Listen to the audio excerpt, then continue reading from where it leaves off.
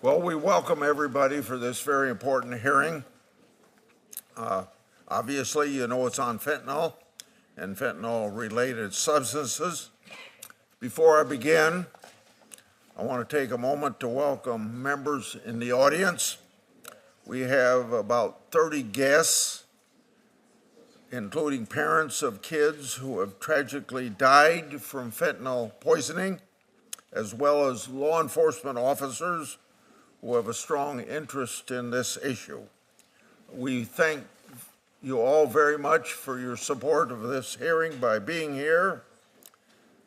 Fentanyl accounts for a vast majority of drug overdose deaths in the United States every year. In the last full year for which we have data, that'd be 2 years ago, around 75,000 lives were lost to fentanyl alone, and that happens to work out to be about 200 people dying every day. We titled this hearing, quote, "The Poisoning of America," end of quote, because most Americans don't know that they're taking fentanyl. Many are children who think they're taking something else that turns out to be laced with fentanyl. There are countless families with tragic stories. One family in Iowa, the Arwine family, Lisbon, Iowa, is one of them. Lori Arwine sent us a letter that I'd like to introduce into the record, and I'll do that without objection. Lori's youngest son, Bailey, was taken on April the 5th, 2022, 22 years old. He was not a drug addict. He did not think he was taking fentanyl, but the pill he took was laced with it. Lori wrote, quote, "Fentanyl stole our son's future, and the joy of watching Bailey marry the love of his life, have a mother-son dance, watch him buy his first home, watching him become a loving father, and our joy of having more grandchildren. We will never know if any of his children are grandchildren who would have Bailey's curly hair, his cute smirky smile, or his twinkling blue eyes. There will always be an empty chair at our family gathering, whether it's Thanksgiving, Christmas, Easter, birthdays, dinner parties. His voice and laughter will be forever silenced," end quote. Maybe the saddest part of the fentanyl crisis is that so many parents can tell a similar story of loss. In fact, we have many of them with us here today, including two of our witnesses. I want to tell the parents in the audience today, thank you for being here. Thank you for making your voices heard. Thank you for doing what you can do to keep other parents from going through what they've gone through. How long do we have to keep suffering through this attack on our children? This is not an easy problem to solve, but there are certain parts of the problem that are simple to address. For one thing, common sense border control will help stem the flow of fentanyl. We have no idea how many pounds of fentanyl were carried in the gotaways. That will never show up in any statistics. We also have no idea how many surges of illegal immigrants have been used by the cartels as distraction to push drugs through our understaffed ports of entry. Thankfully, the Trump administration is taking this threat seriously. Another simple thing to address is fentanyl knockoffs. Fentanyl is a substance easily changed by drug cartels to bypass the legal scheduling while becoming even more deadly. That's why in 2018, the Drug Enforcement Administration scheduled fentanyl drug offs as a class using a formula created by an emergency room doctor. He's here today, and I thank you for coming, and he'll tell us more about that problem. Congress temporarily extended the scheduling over and over. We've played this game for too long. It's time to make this temporary scheduling permanent so that the drug cartels do not have the opportunity to flood our country with even deadlier versions of fentanyl. Last week, Senator Cassidy and I introduced a bipartisan bill to do just that. 7 Democratic senators co-sponsored it. We should pass that bill quickly and because of the temporary scheduling that we last passed expires again on March 31st. We must get this done. We must also support President Trump's attempt to secure the border and deal with the Mexican drug cartel. Americans' children need us to act, and I'm glad to have Senator Durbin speak now, but I'm also glad that he's sympathetic to what we're trying to do, because I know you know it's a problem. Certainly do, Chairman Grassley, and I'm glad you held this hearing. This is a bipartisan issue, as it should be, to discuss fentanyl and the devastating impact that opioid addiction has on America. In just a decade, this synthetic opioid has emerged as the deadliest drug in American history. All it takes is 2 milligrams. That's a fraction of the size of a penny to cause an overdose. It is so cheap that dealers are lacing lethal amounts into street drugs like cocaine and heroin, and their buyers are none the wiser. There's an overdose crisis in America, but we've learned that evidence-based solutions reduce death. In fact, in 2023, overdose deaths actually decreased for the first time since 2018, going down by more than 10%. We need to look at every factor that contributes to this reduction: counseling and treatment, training for first responders, naloxone to our hardest hit communities, all make a difference. We must also address how this poison gets in the hands of the most vulnerable people in America, our kids. Too often, fentanyl is peddled in the open on some of the world's largest social media platforms. Last Congress, the Judiciary Committee advanced several bipartisan bills that would finally hold these companies accountable and demand safeguards be put in place to protect our children. One of the bills is the Cooper-Davis Act. Cooper is a 16-year-old Kansas teen who tragically lost his life to a fentanyl-laced pill he bought through Snapchat. This bill would require big tech companies to take a more proactive role in stopping drug dealers from using their platforms. Sadly, Cooper is not the only teen who has lost his life to drugs peddled on social media. Bridget Noring is here to testify today.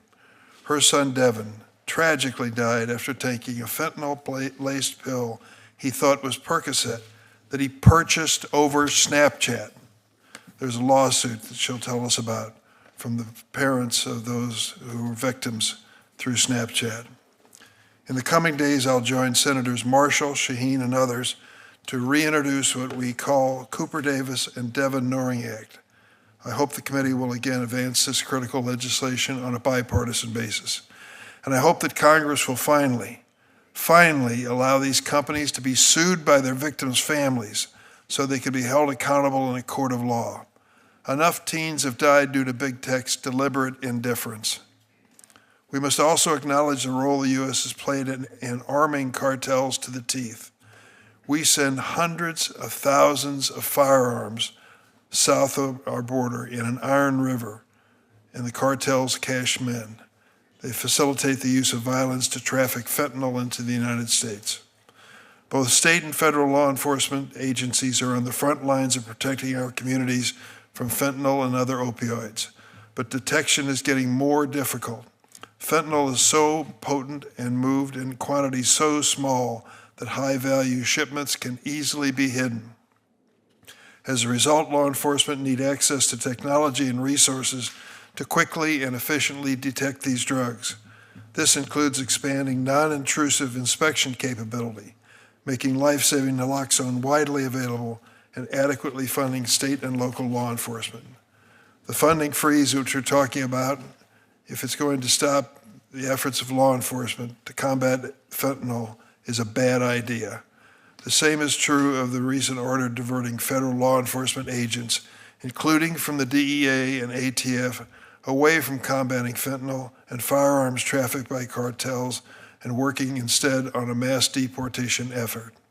As a reminder, the vast majority of fentanyl and other legal drugs enter the U.S. and are smuggled by American citizens through legal ports of entry. I'm also gravely concerned about the negative impact of mass removals of senior career law enforcement at Department of Justice and FBI on it and our ability to hold traffickers accountable to cut off the supply of fentanyl. The recent actions we've seen distract us from the need to take a comprehensive, bipartisan approach to tackling this crisis, including investing in addiction prevention and treatment, enforcing and strengthening our gun laws, giving federal, state, and local law enforcement the resources they need to do their jobs effectively. Getting fentanyl off the streets is a Herculean task that will require all of us to come together and work across the aisle to make this country healthier and safer. Thank you, Mr. Chairman. Thank you. I'm going to introduce the majority witnesses, and Senator Durbin is going to introduce his witnesses. And then I wanted to announce that at approximately 7 or 8 minutes to 11, I'm going to leave the committee meeting to open the Senate, and Senator Cornyn will act as chairman while I'm gone. Our first witness, Jaime Peralta, is a U.S. Marine Corps veteran, president of an organization, Victims of Illicit Drugs, and that goes by the acronym VOID for short, which is an organization he found after he lost his 6-year-old son, Daniel, to fentanyl. VOID is a nonprofit dedicated to educating parents and children about the dangers of drug use on social media platforms. Mr. Peralta, I think I speak for everyone on this committee when I say that we're deeply sorry for the loss of your son. Next, Mr. Tom Westlake is the driving force behind today's class scheduling policy and has fought against the drug epidemic for over 30 years. He's a full-time emergency room physician and a part-time medical regulator in Wisconsin. He also provides medical direction for a statewide peer-to-peer drug recovery program.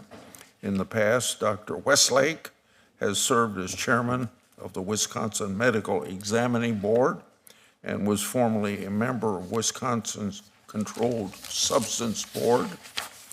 Finally, Sheriff Don Barnes, thank you, Sheriff, is sheriff coroner of Orange County, California. He leads around 44,000 employees, operates one of the nation's largest county jail systems, and manages the Orange County Crime Lab.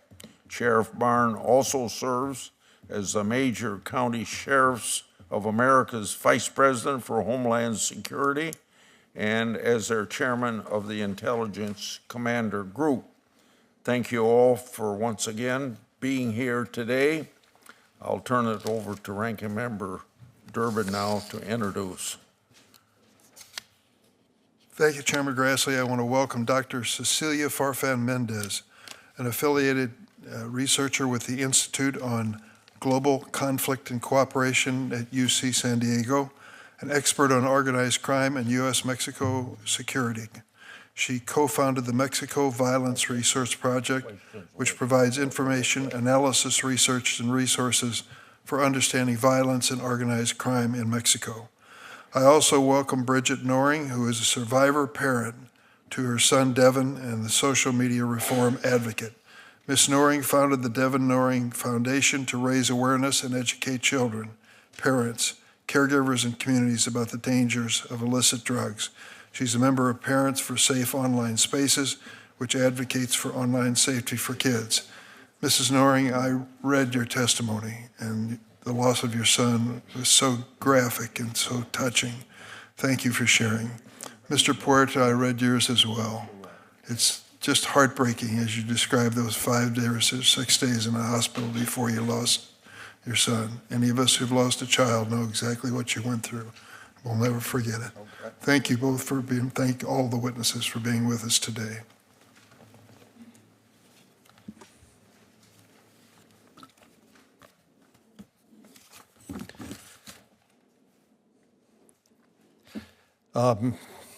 Mr. Ranking Member Durbin, I believe you're up first.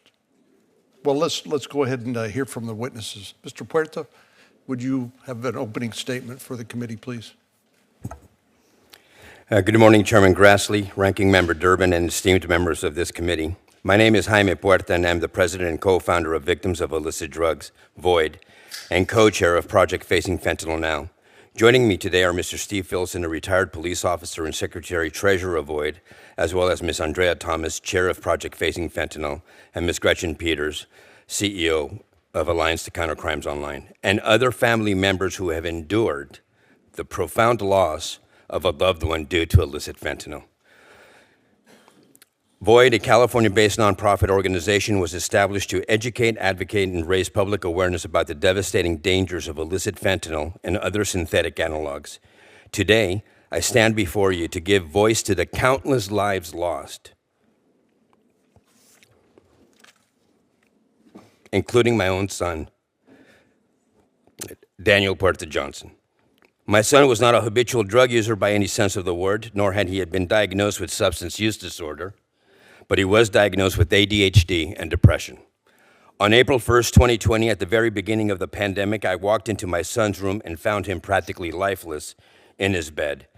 In a state of shock and panic, I called 911 first, then his mother. Emergency services arrived at our home and immediately began CPR, and naloxone was administered. He was then transported to Los Angeles Children's Hospital, where a team of specialty doctors did everything they could to bring our son back, but unfortunately were unsuccessful in bringing him out of his catatonic state. His health had become much worse from the day that he had been admitted, and all they could do was to keep him comfortable until his mother, Denise, and I made the agonizing decision to discontinue all life support efforts. On April 6, 2020, at 3:45 p.m.,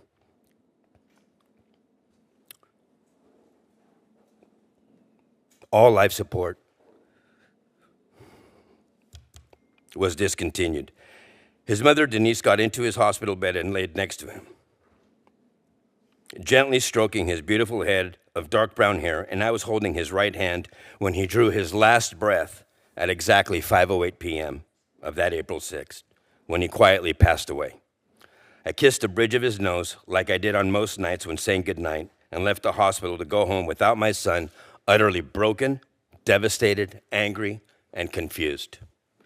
After my son's passing, I was contacted by the Los Angeles County Sheriff's Office, and I was told that my son had died due to an overdose. Half a blue pill, which I later came to find out looked exactly like a pharmaceutical-grade blue M30 oxycodone pill, had been found on his dresser. It was sent to the laboratory for analysis and found that the pill which had taken my son's life was illicit fentanyl.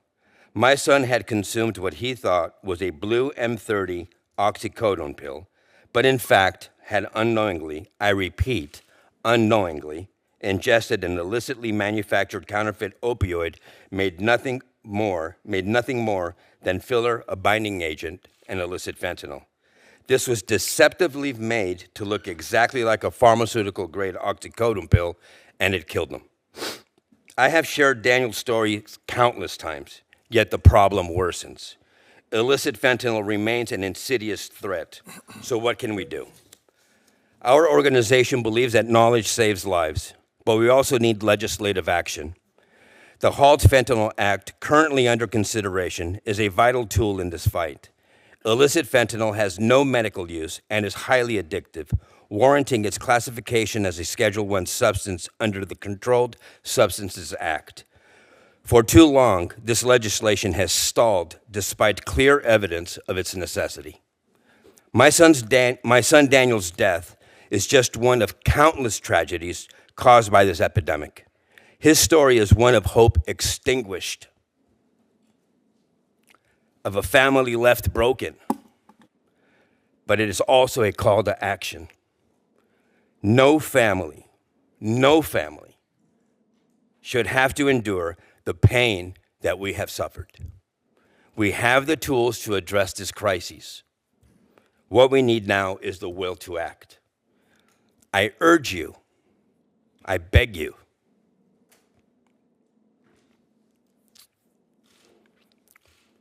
to act decisively and combat this crisis.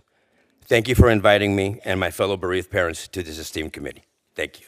Thank you, Mr. Puerta. Ms. Noring? Thank you, Chairman Grassley, Ranking Member Durbin, and members of the committee. My name is Bridget Noring. I am a wife, mother, grandmother, advocate, and founder of the Devin J. Noring Foundation, a foundation I wish didn't even have to be in existence. Today marks another month that my son, Devin Joseph Noring, was taken from my family at the age of 19, well before he ever got the chance to really begin life. You see, Senators, that is how parents like myself now measure time. It goes by the weeks, months, or years it has been since our children lost their lives. Devin was your average teenager. He had a passion for football, skateboarding, BMXing, and music.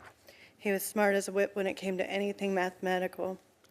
He was his siblings, Haley and Caden's biggest protector. He had plans to go to California this summer of 2020 to look into schools to continue his music education and become the musician he wanted to be. Unfortunately, he never made it. He had been suffering from blackout migraines and dental pain that he'd been under doctor's care for. And at the height of the pandemic, those appointments were canceled, and we believe Devin was desperate by any means necessary to treat the pain. The morning after Devin and an acquaintance went onto Snapchat and connected with a drug dealer, he was found unresponsive in his bedroom by his then 14-year-old brother, Caden. His bedroom should have been the safest place in the world. And as I held him one last time, I promised my son I would do something. We later learned that Devin was poisoned by fentanyl, a single pill with enough fentanyl to kill multiple people. I now also know that social media platforms are one of the primary sources which unsuspecting teens buy all types of drugs, with the majority of them containing fentanyl. Senators, this crisis has many facets, and each should be addressed with care, empathy, and courage. Education, supply and demand issues, a lack of accessible, affordable mental health and recovery programs, and holding drug dealers and traffickers accountable for the devastating loss of life are all important issues to address. But we must do more. It is critical that we address social media platforms that facilitate drug peddling to children, platforms which make these connections as a matter of design and then profit from them. We cannot say we are protecting our children until we face this fact and pass legislation to stop it. In the spring of 2021, myself and several families were invited to meet with executives from Snapchat. Today, that meeting is what drives my fuel for social media reform. Snapchat's executives claimed that they had no idea this was happening, even though Snapchat and other platforms have been used for drug sales for years, and this has been widely reported by the media. They blamed us as parents and told us that due to Section 230, we had no power to hold them accountable in court. Senators, if someone opened a brick and mortar store and sold these drugs to our children out of that store, we would be held accountable. We would be shut down so fast. So I ask, why do the same rules not apply to social media? Since losing Devin, my family has watched drug dealers continue operating on Snapchat, Instagram, Telegram, and while we got zero justice for Devin's death, I'm proud to say we aided in the indictments of individuals with ties to the Sinaloa cartel in Minneapolis. I believe there were 19 members of that indictment. I'm grateful to the Hastings Police Department, Dakota County Drug Task Force, and U.S. Attorney Andrew Lugar's work on this case. In speaking about Devin's story with middle and high school students, kids have shared the toll Snapchat takes on their mental health and how on average they are spending 26 plus hours a week on these platforms. That's why my family and so many others fight hard to support the Kids Online Safety Act. I thank Senators Blumenthal and Blackburn for spearheading this vital legislation on behalf of our children, because COSA is the crucial foundation for social media reform. I am blessed to work with my congressional representatives, Senator Amy Klobuchar and Representative Angie Craig. I want to thank Congresswoman Craig for introducing the Cooper Davis and Devin Noring Act, and Senator Klobuchar for acting on her commitment and promise to help parents achieve accountability for big tech. Parents like me, Mr. Puerta, Amy Neville, Andrea Thomas, Steve Filson, and thousands of others cannot do this alone. We look to you to pass COSA and the Cooper Davis and Devin Noring Act. We need you to stand with us and enact these pieces of legislation so that our country's kids have a fighting chance and stop losing their lives. I thank you. I'm honored to be here and look forward to your questions. Thank you, Ms. Noring. Dr. Westlake. Chairman Corman, Ranking Member Durbin, distinguished members of the committee, thank you for inviting me to testify and for your leadership. Before I talk science, I wanted to tell you the last time I used Narcan, it was just days ago. It was a quiet night shift in the emergency department, and I was mulling over my testimony for this very hearing when I had to rush out to a car that screeched into the ambulance bay. It was driven by the girlfriend of a patient who took what he thought was a Percocet. It was actually a lethal dose of fentanyl. He wasn't breathing and was about to go into cardiac arrest. We pulled him out and quickly resuscitated him with Narcan. Within a minute, he went from being blue and pulseless to being wide awake. He went home with his family that night. He was lucky this time. This is my reality and that of so many emergency physicians across America. We have a problem in this country, and it requires all of us to work together to solve it. First, I'd like to clarify what fentanyl-related substances, or FRSs, are and why permanently scheduling them as a class is a critical policy tool. FRSs are highly active opioids, almost identical to fentanyl, except for a tiny difference in their chemical structure created by changing a single ingredient during synthesis. The result of this tweak is a new potent opioid with the same deadly effects as fentanyl, and without class scheduling would be legal until it caused numerous deaths. Fentanyls are so toxic and lethal that they can be classified and have actually been used as chemical weapons. The lethal dose is merely 2 milligrams, equivalent to 5 grains of sand, meaning that 1 teaspoon can kill 2,000 people. That is what is in this packet of sugar. It could kill 2,000 people if this were fentanyl.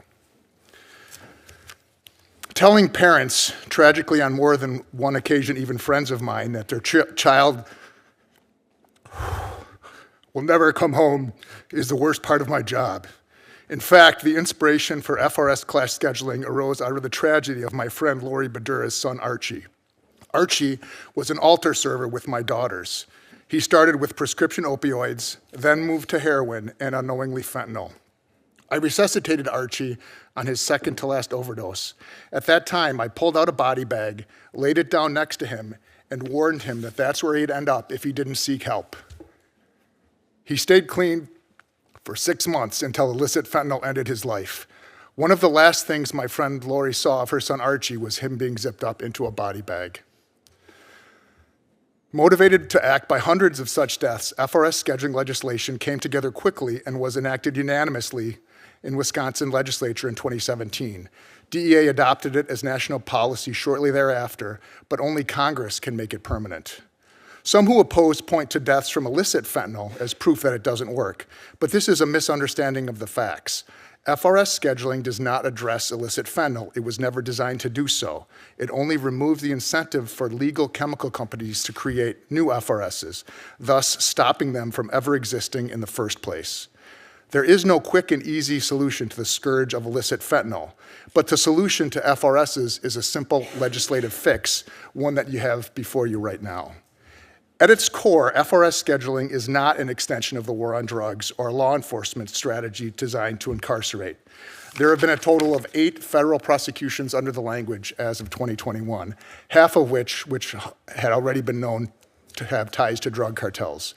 As well, there has never been a prosecution for a non-bioactive FRS because there are none. All fentanyl-related substances encountered to date have been found to have potent opioid activity.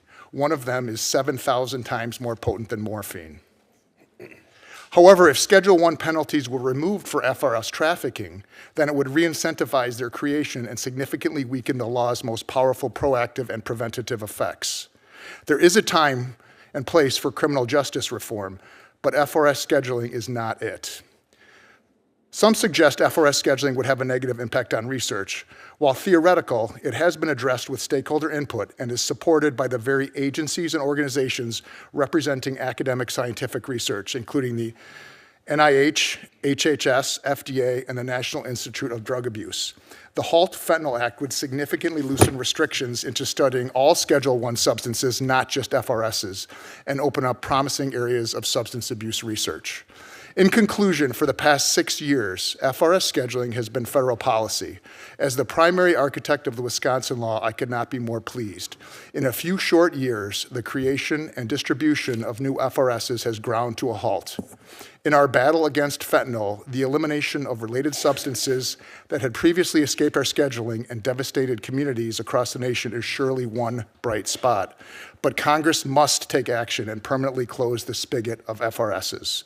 The fact is, you can't die from ingesting something never created, nor can you be incarcerated for trafficking something that does not exist. That's the beauty and simplicity of FRS scheduling.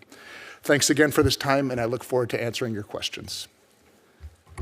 Doctor, I'm going to introduce you, but I don't want to get your last name mispronounced. Is it Farfan? Correct. Okay, good. I guessed correctly. Be happy to hear your opening statement. Thank you. Chairman Cornyn, Ranking Member Durbin, and members of the committee.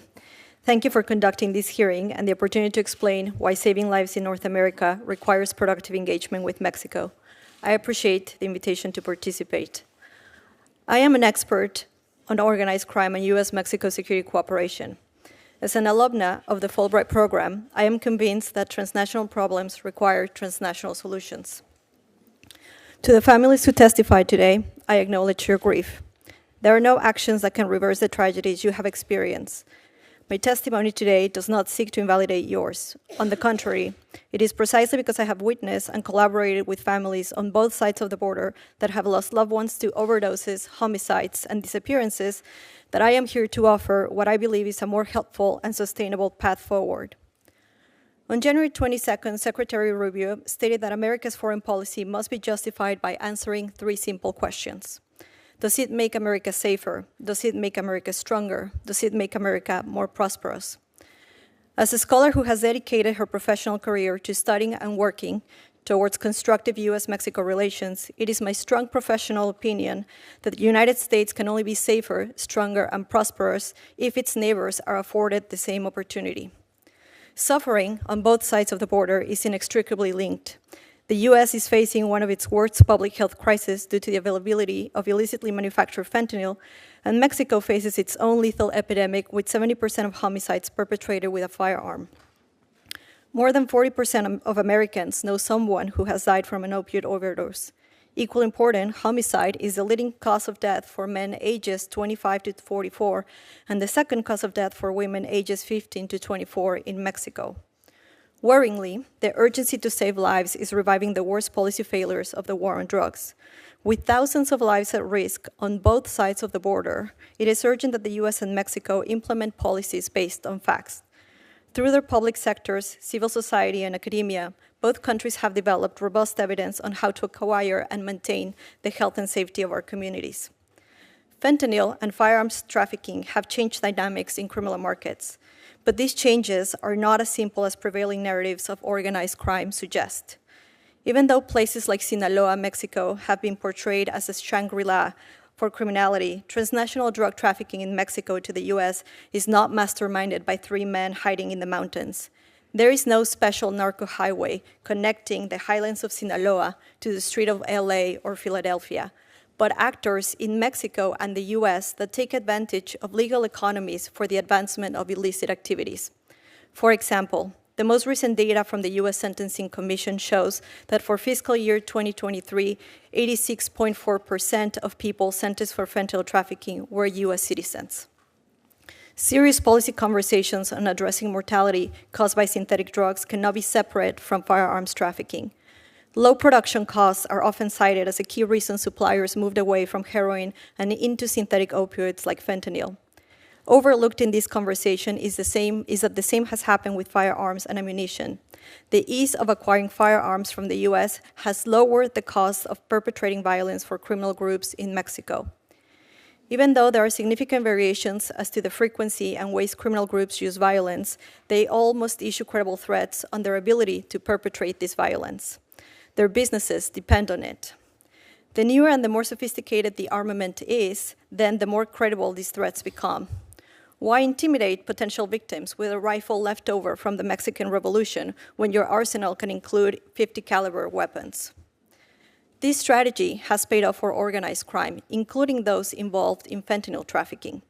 According to data released by the ATF, of the firearms recovered in Mexico that were submitted for tracing, more than 2/3 were sourced from the U.S. Today, 74% of Mexicans believe criminal groups have more and better weapons than the armed forces. Access to legally trafficked weapons from the U.S. has allowed Mexican criminal groups to amass both a tremendous capacity for violence and a troubling capacity to intimidate. Simply stated, by failing to address firearms trafficking to Mexico, the U.S. is subsidizing the operating costs of criminal groups. It is as if cartels receive an annual aid package with state-of-the-art technology to carry out the crimes this Congress wants to stop. Our shared tragedies are two sides of the same coin. The silver lining is that there's no secret solution awaiting to be discovered.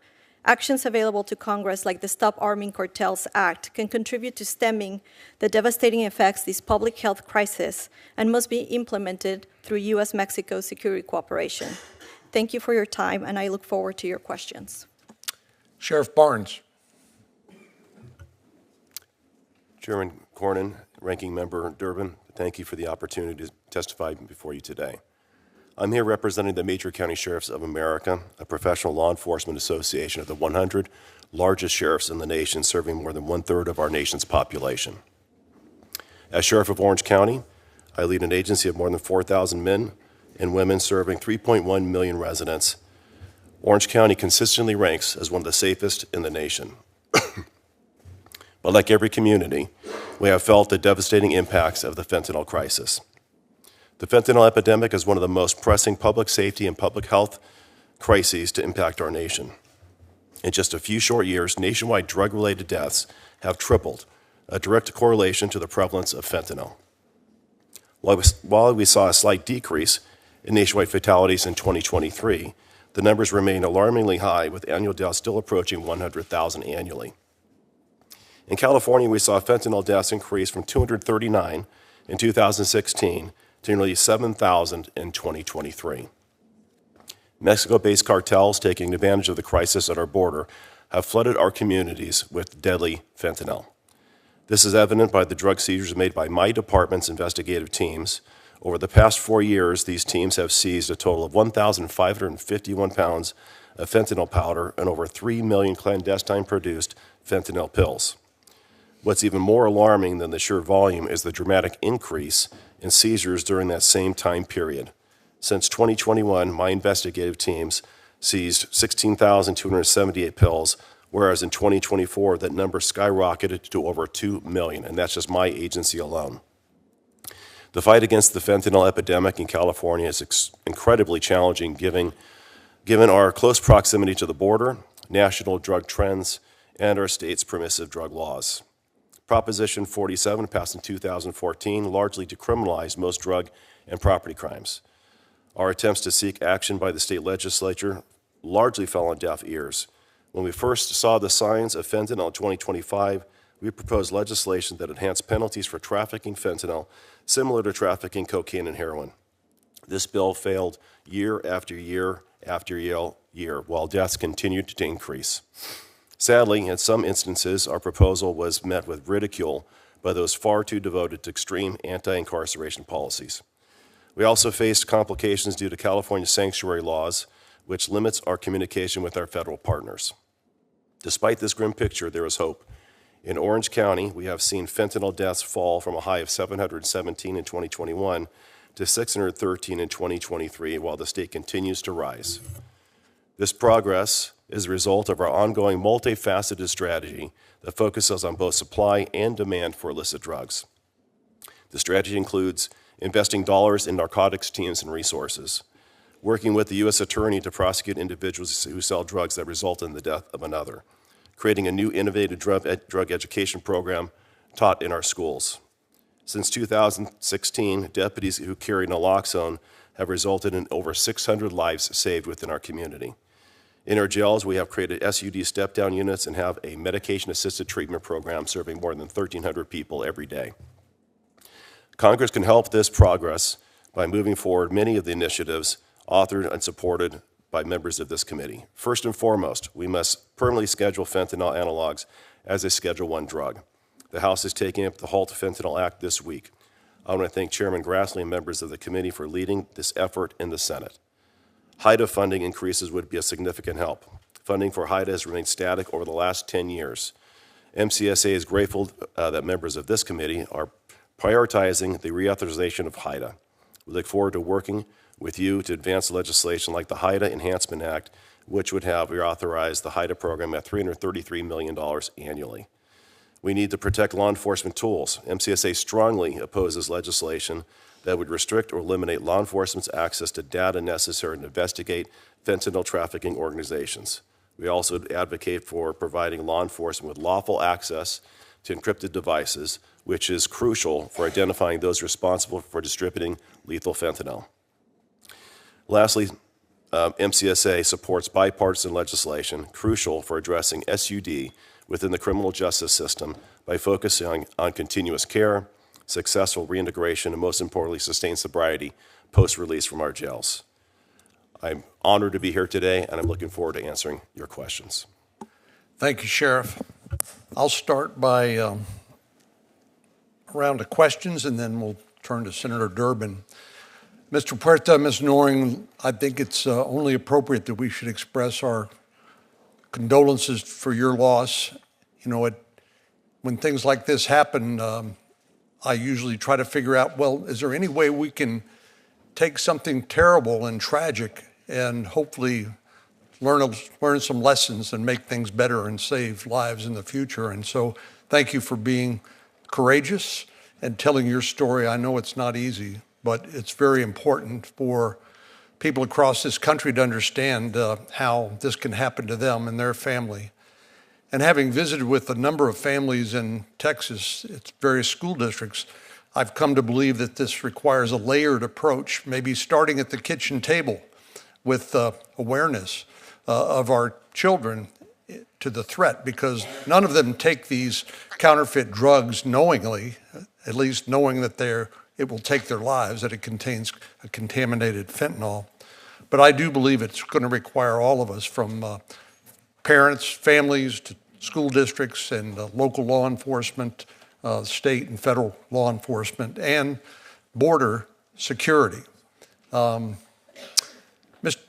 Sheriff Barnes, it's my understanding that most of the chemicals that go into fentanyl basically have been traced back to China. Is that your understanding as well? Yes, Senator, there is an issue with precursor chemicals transiting from China through our U.S. ports and directly to China, yes. And as I understand some of the announcements relating to the tariffs that President Trump has announced, his administration has said this isn't so much a trade policy as it is an anti-fentanyl policy to finally get the Chinese government's attention to do something about the precursors that emanate from that country. But then, as you point out, they make their way to Mexico, where the cartels are putting them into pill presses and making them look like relatively innocuous drugs, only to turn out to be contaminated with fentanyl and take the lives of people unbeknownst to them. Do you believe that with improved border security, we can begin to stop some of the flow of the illicit drugs coming across the border, including fentanyl? Yes, Senator, what you described is a very complex system, almost a supply chain that starts in China, using transit, going to Mexico, the pill presses. It's not doing any one thing, it's doing 12 things simultaneously. So I do believe that addressing this issue is much more complicated than just any one thing. The HALT Act is a great start, but when you look at the pill presses, pressing pills, that's one issue. The border obviously is going to be the most significant issue as we shut down the border and the pathway for illicit fentanyl to make its way back into the United States. But it's that and many other things that have to take place. So I heard Senator Durbin's statement, which I disagree with, that says that the vast majority of the fentanyl comes across the ports of entry transported by American citizens. Is there anybody on the panel who subscribes to that point of view? Dr. Farfan? Do you think any one of the 1.7 million gotaways during the last 4 years have been transporting fentanyl? 1.7 million of, Well, during the Biden administration, out of the millions of people that were welcomed into the country and released, there were 1.7 million that appeared on various sensors, cameras and things like that, that evaded law enforcement and made their way into the interior of the United States. Do you think any one of those 1.7 million individuals that were evading law enforcement were transporting fentanyl? I mean, to restate what I mentioned in my testimony, data from the U.S. Sentencing Commission shows that 86.4 people sentenced for fentanyl trafficking in fiscal year 2023 were U.S. citizens. And that's not my question. I would also My question add, is about the people who evaded law enforcement. Is it possible that that some of them, or maybe even many of them, were transporting illicit drugs, including fentanyl? as someone who studies organized crime, that would be a really bad business decision. Drug traffickers deal with a lot of... It sounds to me like a very profitable decision on the part of the cartels to evade law enforcement and to be able to deliver your drugs, your load into the United States, only to make a lot of money from it. Why is that a bad business decision? Because from a business point of view, you would prefer to have smugglers who have a legal right to entry into the United States than an immigrant who is uncertain whether or not he or she is going to cross into the United States. So if you're looking at it from the point of view of, will we turn a profit or not in this particular shipment, putting your shipment in the hands of an immigrant who does not have a legal right to entry into the U.S. is actually a bad business decision. Sheriff Barnes, you agree with that? I do not. There's two different facets here. You have the trafficking of the narcotic, which is oftentimes in large bulk. In our experience in intervention and interdiction, as those are oftentimes residents of Mexico, the distribution of that or sales of it, I think to Dr. Farfan's point, might oftentimes be carried out by U.S. citizens in the drug trafficking market. So it's a combination of both. But the vast majority of the large quantities coming across, has been my experience, are being conducted by Mexican nationals. The distribution and sales inside the continental United States oftentimes has been carried out by U.S. citizens. Thank you. Senator Durbin. Thank you all for being here. How many of you would this be your first time to see the Senate Judiciary Committee? Would you raise your hand? A few of our witnesses and others, first time. This is an interesting committee. It represents the spectrum of politics in the United States Senate. We have the most Republicans and the most Democrats sitting on this committee. So you won't be surprised that many times we disagree.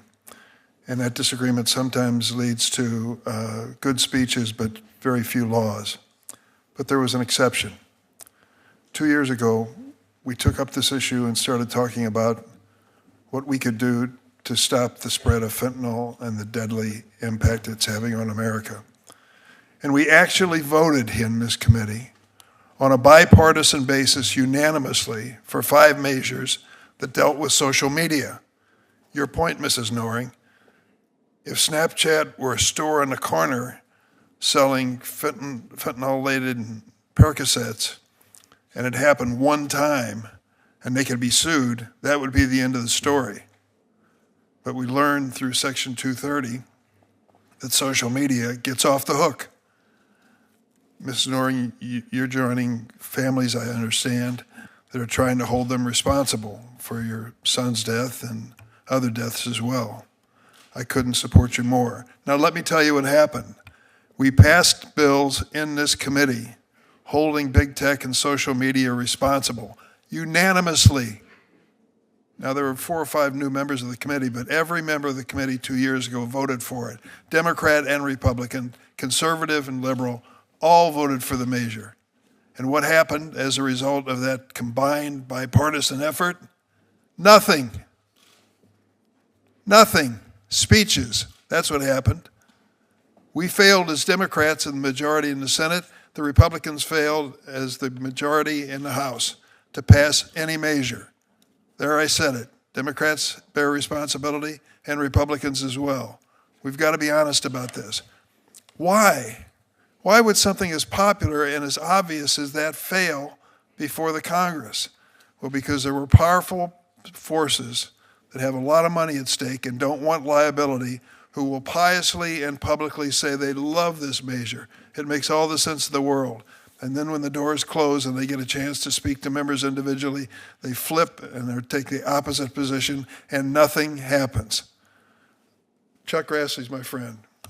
I've gotten in trouble for that, but I'm proud of it. We go back a long ways. I went to him yesterday and said, this time you're the chairman. I'm the ranking Democrat. I'm here to help you pass legislation to do something. I'm sick and tired of excuses being made and people dying as a result of it. And I think it's time for us, on a bipartisan basis, to find things we agree with. Now, I don't know where the sources are. I think Dr. Farfan makes a valid argument. Sheriff Barnes, I respect very much your responsibility in law enforcement and have a different point of view. We may never resolve that basic question, but I think we can all resolve, we don't care where the hell it's coming from, we want it to stop.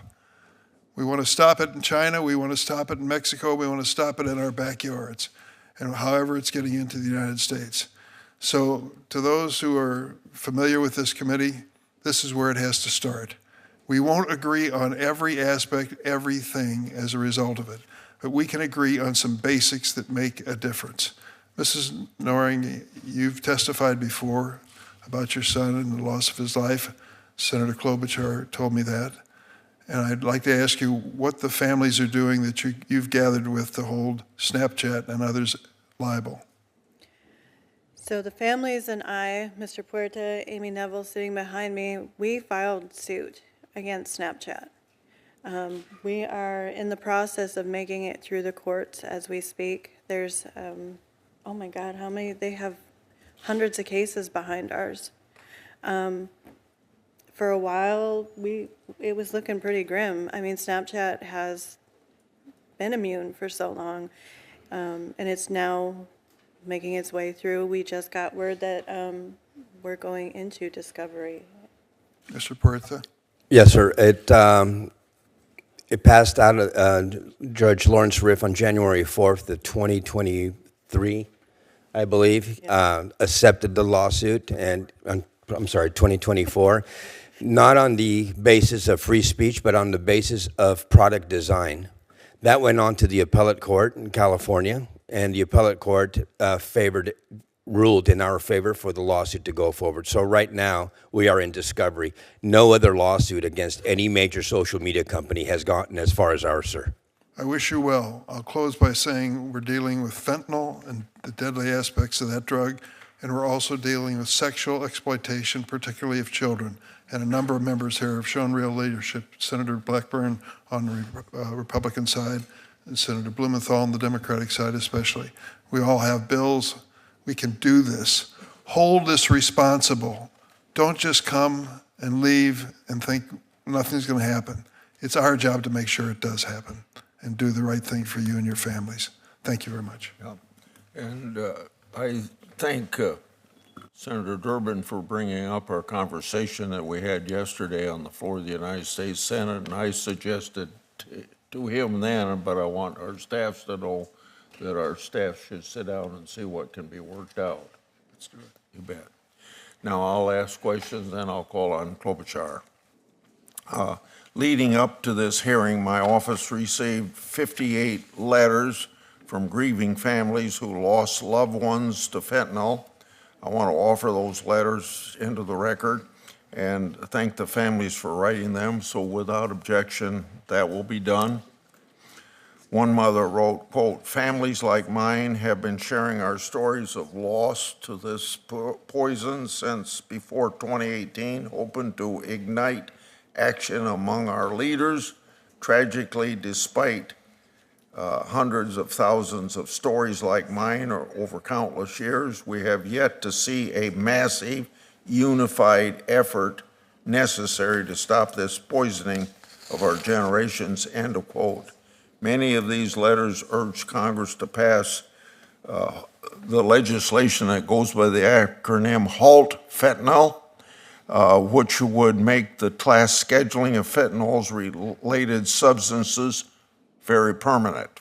Mr. Purda, Dr. Westlake, Sheriff Barnes, in that order. Could you each briefly explain why permanent class scheduling is important to tackling this crisis?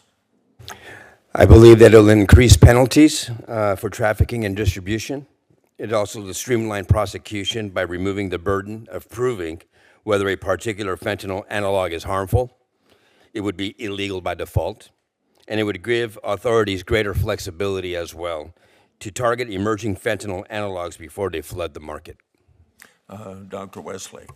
So I think it goes back to the whole point of me coming up with this idea was to stop the creation of these. So what this does is it stops them from existing to begin with. We looked at all the possible bioactive modifications to the fentanyl molecule and surgically scheduled those modifications.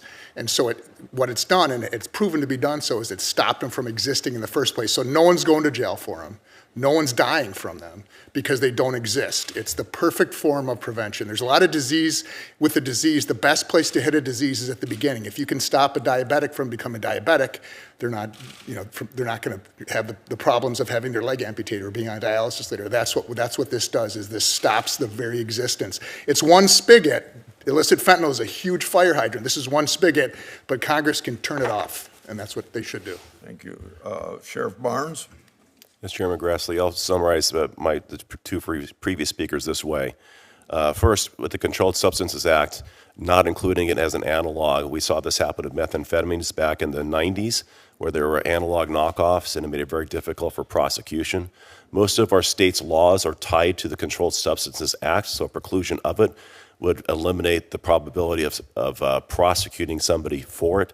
And I'll agree with the doctor when he said if we include these now, it will disincentivize the knockoffs of the analogs because they'll be by default included, which will solve the previous problem of prosecutions at the state level. Sheriff Barnes, at the Center for Disease Control reported that 100,000 Americans died each year from drug overdoses. As I've said, 75,000 of those related to fentanyl. And that's been, at least over the last 4 years, we've only recently seen a decline. Do you think that we've got a handle on the emergency drug threats? And if not, what do we need to do better? Chair Grassley, I don't believe we have a handle on it. I think we're finally responding to it. The CDC first reported back in 2014, just over 10 years ago, 4% of the nation's drug-related deaths were attributed to fentanyl. 5 years later, that increased tenfold to 40% and almost doubled all over again in the 5 years since. We've seen this coming. We've been non-responsive to it. So I think that we have seen an emergent trend. We have been playing defense. As I shared earlier with my response to Senator Cornyn, I believe it's not doing any one thing. It's doing a dozen things simultaneously that's going to put us in a better position. And first and foremost, as much as people don't want to recognize it, we have to deal with the demand side of this issue north of the border with our addiction crisis in this country to get people in sobriety, which will then deal with the narcotics economy on the supply chain side of it by eliminating the need for the narcotics north of the border. I think that's the most important thing that we can do as a country. My last question will have to be to Mr. Purda. Thank you for sharing your son's story. I said that before, but we can't say it too often. Some folks have said that scheduling fentanyl-related substances as a class creates a system that over-criminalizes drug crimes. What's your response to that? I'm Hispanic American. I'm Colombian American. And I believe that a lot, if not the grand majority of the children who are dying today. The New England Journal of Medicine came out with a report in January of 2024, and it came to the conclusion that in 2020, we were losing 22 non-addicted children in the United States of America per week between the ages of 14 and 18 years of age, mostly driven by illicit fentanyl pills that were deceptively sold to them. Are we to stand back and not do anything because we're going to over-criminalize this?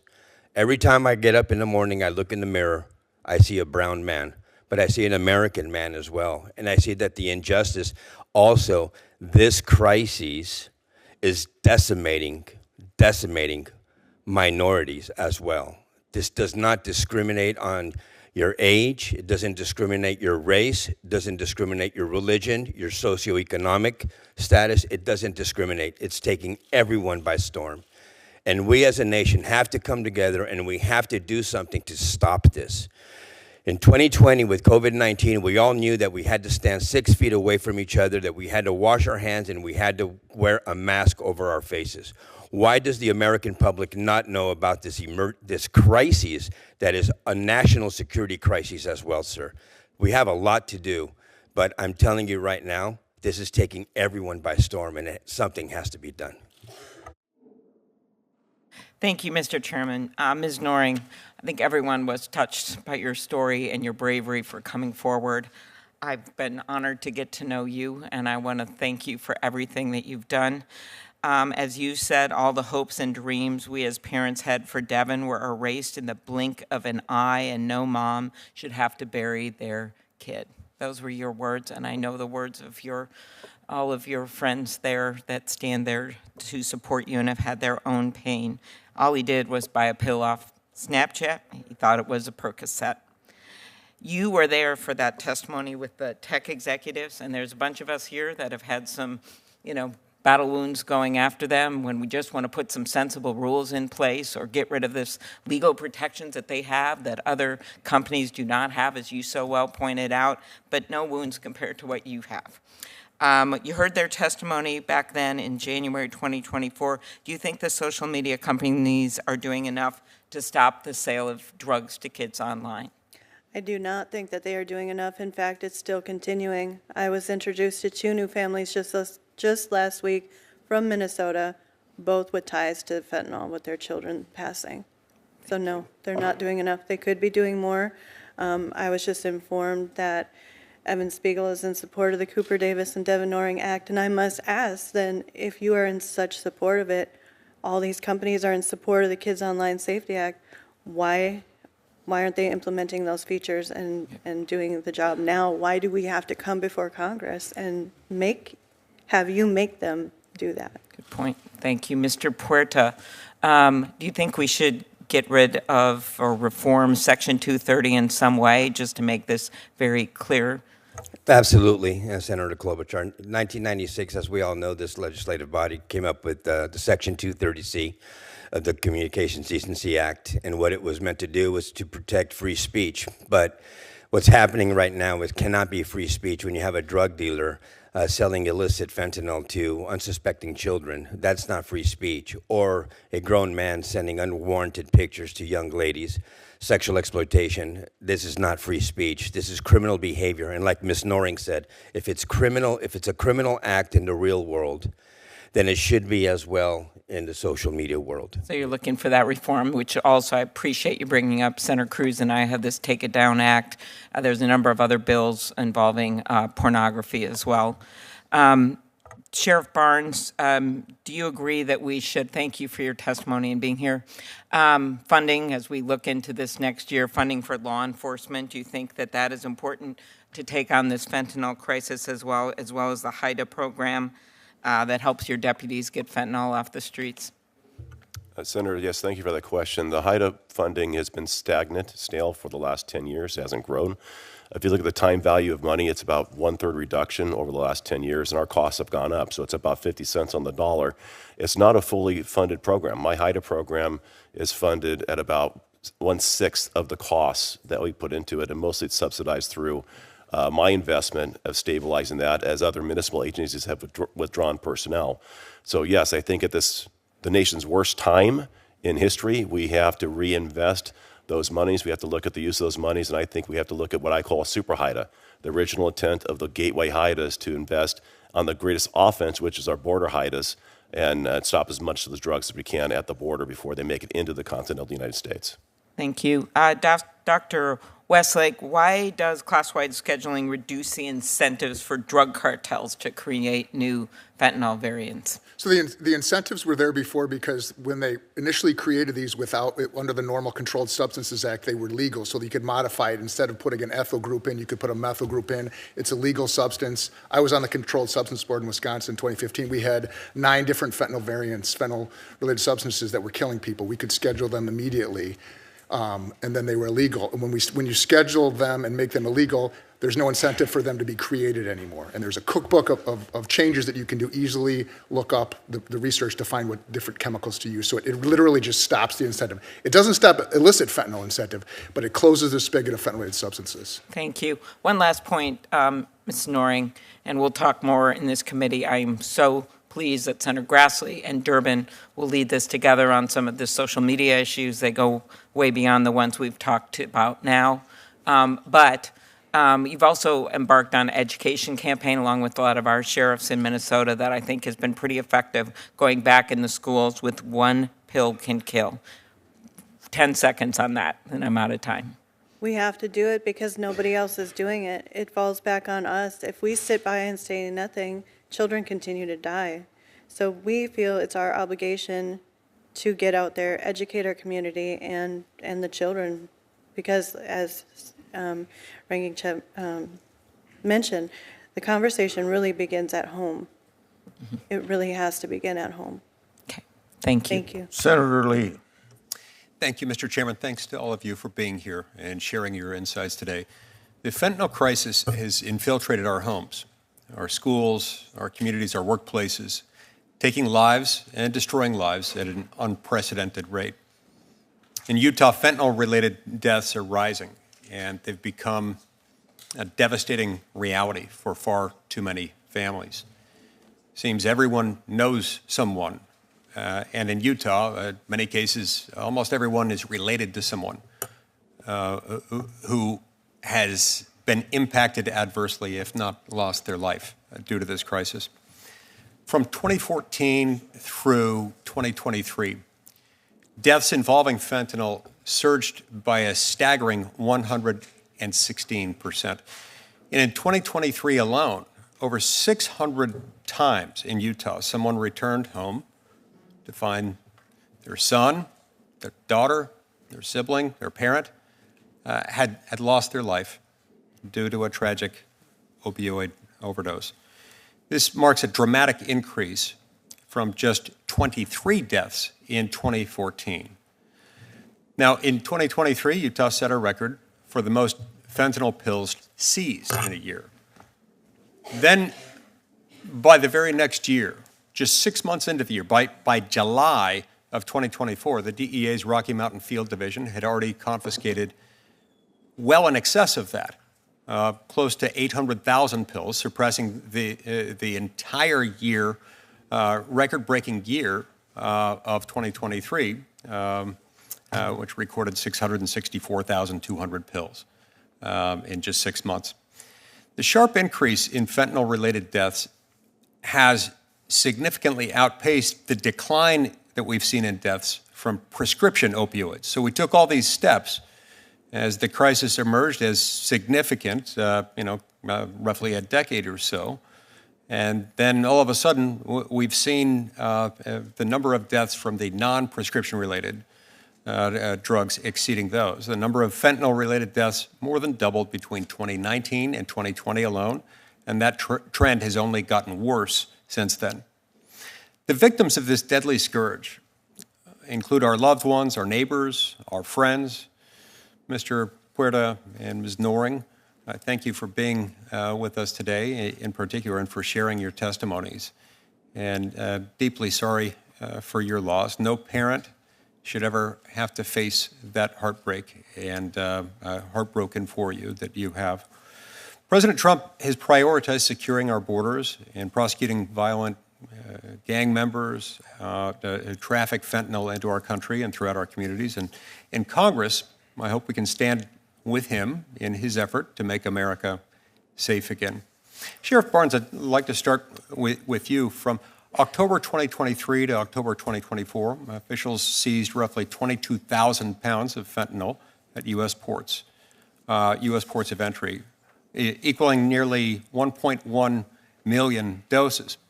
Now, according to the DEA, ingesting just 2 milligrams of fentanyl can be fatal. Federal officials estimate that at most 10% of fentanyl crossing from Mexico is actually caught. Do you believe the Biden administration's open border policies contributed to that rapid increase of fentanyl entering the United States illegally? And if so, what can be done to reverse that now? Senator, unequivocally, the crisis at the border that allowed the drug trafficking organizations, the cartels, opened a gateway, and they exposed our weaknesses and used it against us. So yes, the open border policy undoubtedly resulted in harms to this country through the trafficking of not just fentanyl, but human trafficking and other things that put us at risk. Not to mention the 1.4 million gotaways that we have no idea who they are. There's so much greater risk beyond fentanyl that were created as a result of the open border policies. I appreciate what you've done in Orange County. It's sparked the creation of all kinds of memes that are in fact flattering of your county and the efforts that you have undertaken there. Memes suggesting, for example, that when people cross into your county, they're sometimes shocked to learn at the extent to which you're willing to enforce the law. And yet, California law in some meaningful ways has impeded your ability to enforce the law and make Californians safer. What can you tell us about that and how sanctuary jurisdictions are adversely affecting your work? Well, first, as far as laws, in 2014, we had Prop 47 passed. We had Prop 36 passed, which reversed a lot of the Prop 47 impacts. We're already seeing incarceration rates go up, which is on repeated crime. So we're seeing some positive results there with accountability being restored back into California. Regarding the issues, your second question was specific to immigration Sanctuary policy. jurisdictions in California law. Whether I can speak for myself. I cooperate with our federal partners to the extent allowable by law. I believe those are creating harms by restricting our ability to communicate. I have to release people back into our communities that reoffend to come right back. I do not believe they should be allowed to do that. I would support changing that, challenge that law, and give us the ability to cooperate with our federal partners. Senator Blumenthal. Thank you. Thank you, Mr. Chairman, and I want to thank you for having this hearing and the ranking member as well. This cause should unite us across the aisle, and I think today's hearing reflects that kind of bipartisan support for stronger measures to stop social media from spreading and selling and distributing fentanyl and other toxic chemicals. And I've been pleased to work across the aisle with Senator Blackburn on the Kids Online Safety Bill, which would dramatically and significantly reduce the threat of these drugs, and we're going to be reintroducing that bill, I hope, again, with the kind of support that was reflected in the 91-3 vote in the United States Senate supporting that bill. Been pleased to work with Senator Cruz and Senator Graham on measures that would reduce that threat of social media, and others on the committee, the ranking member and yourself. I want to raise an issue first that I think is tremendously relevant to this topic because it indicates a diminution, an undercutting of law enforcement, which is the mass purges that are taking place among the ranks of our FBI.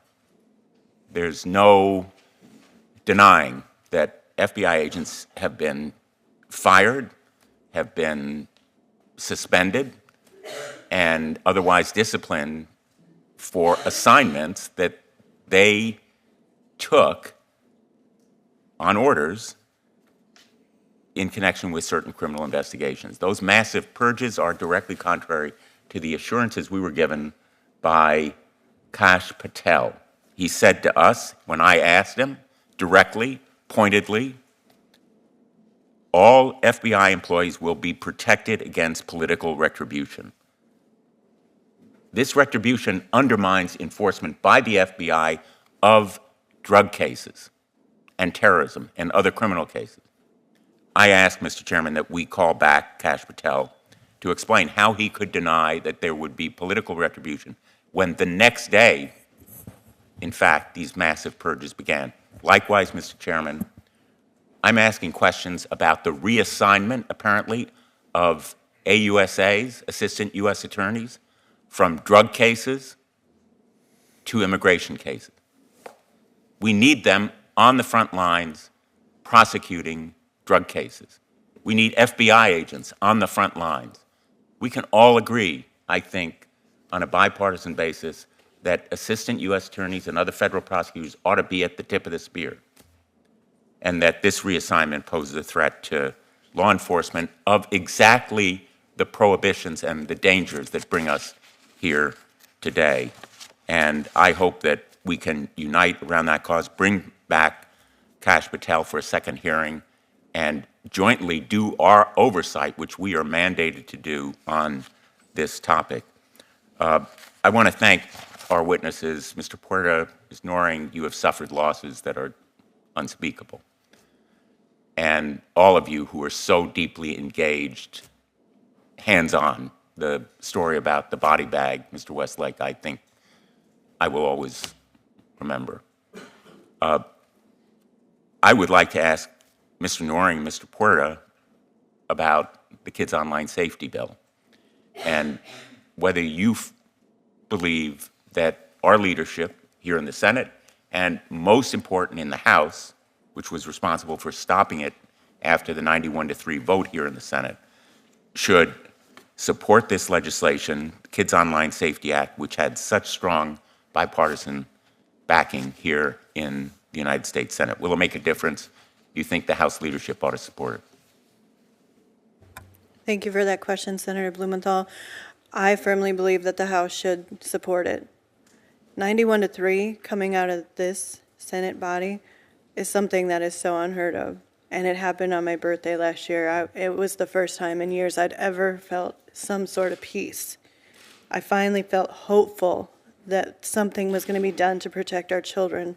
And to see it fail in the House, not even get out of the committee, it's absurd because it's putting more children at harm, not just from fentanyl, but all the other harms that are out there. So I thank you for your continued support on this bill. Thank you. Mr. Puerta? A lot of these social media companies are driving these harmful algorithms to our children, and many nefarious actors are taking advantage of that. And the act does exactly that. The Kids Online Safety Act is to try to protect them from all of this nefarious activity and these harmful algorithms that are reaching them on a daily basis. So yes, I absolutely back that bill and back you in anything that we can do to try to get it over the finish line. Thank you. Before I call on Senator Cruz, when Cruz is done, I'm going to leave for another meeting. Senator Britt is going to take over, so if you come over here and sit now, I'd appreciate it. Senator Cruz. Thank you, Mr. Chairman, soon to be Madam Chairman. Thank you for hosting this very important debate and this very important hearing. The American people in November issued a clear and unequivocal mandate. The open borders we've had for the last 4 years must be closed. We can no longer allow criminals and cartels and gang members and deadly drugs to stream across our border. And President Trump has been working every day since he was sworn in to keep his promise to secure the border. He declared a national emergency on the southern border. He reinstated the Remain in Mexico policy. And just yesterday, President Trump negotiated that Mexico will station 10,000 troops at the southern border to help stop the flow of fentanyl into the United States. President Trump is doing his part to meet the mandate from the voters. We also in Congress must do our part to meet that mandate.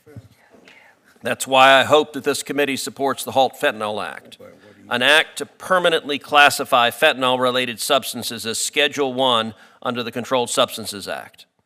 Fentanyl and its analogs are extraordinarily powerful and extraordinarily destructive. Congress and the American people don't talk enough about fentanyl's dangerousness. So I want to talk a little bit about that. Dr. Westlake, you are an emergency room physician. How much fentanyl does it take to kill an adult human being? Well, this is 2,000, enough to kill 2,000 people. So it's 4 to 5 grains of sand is a lethal dose for an opioid-naive patient.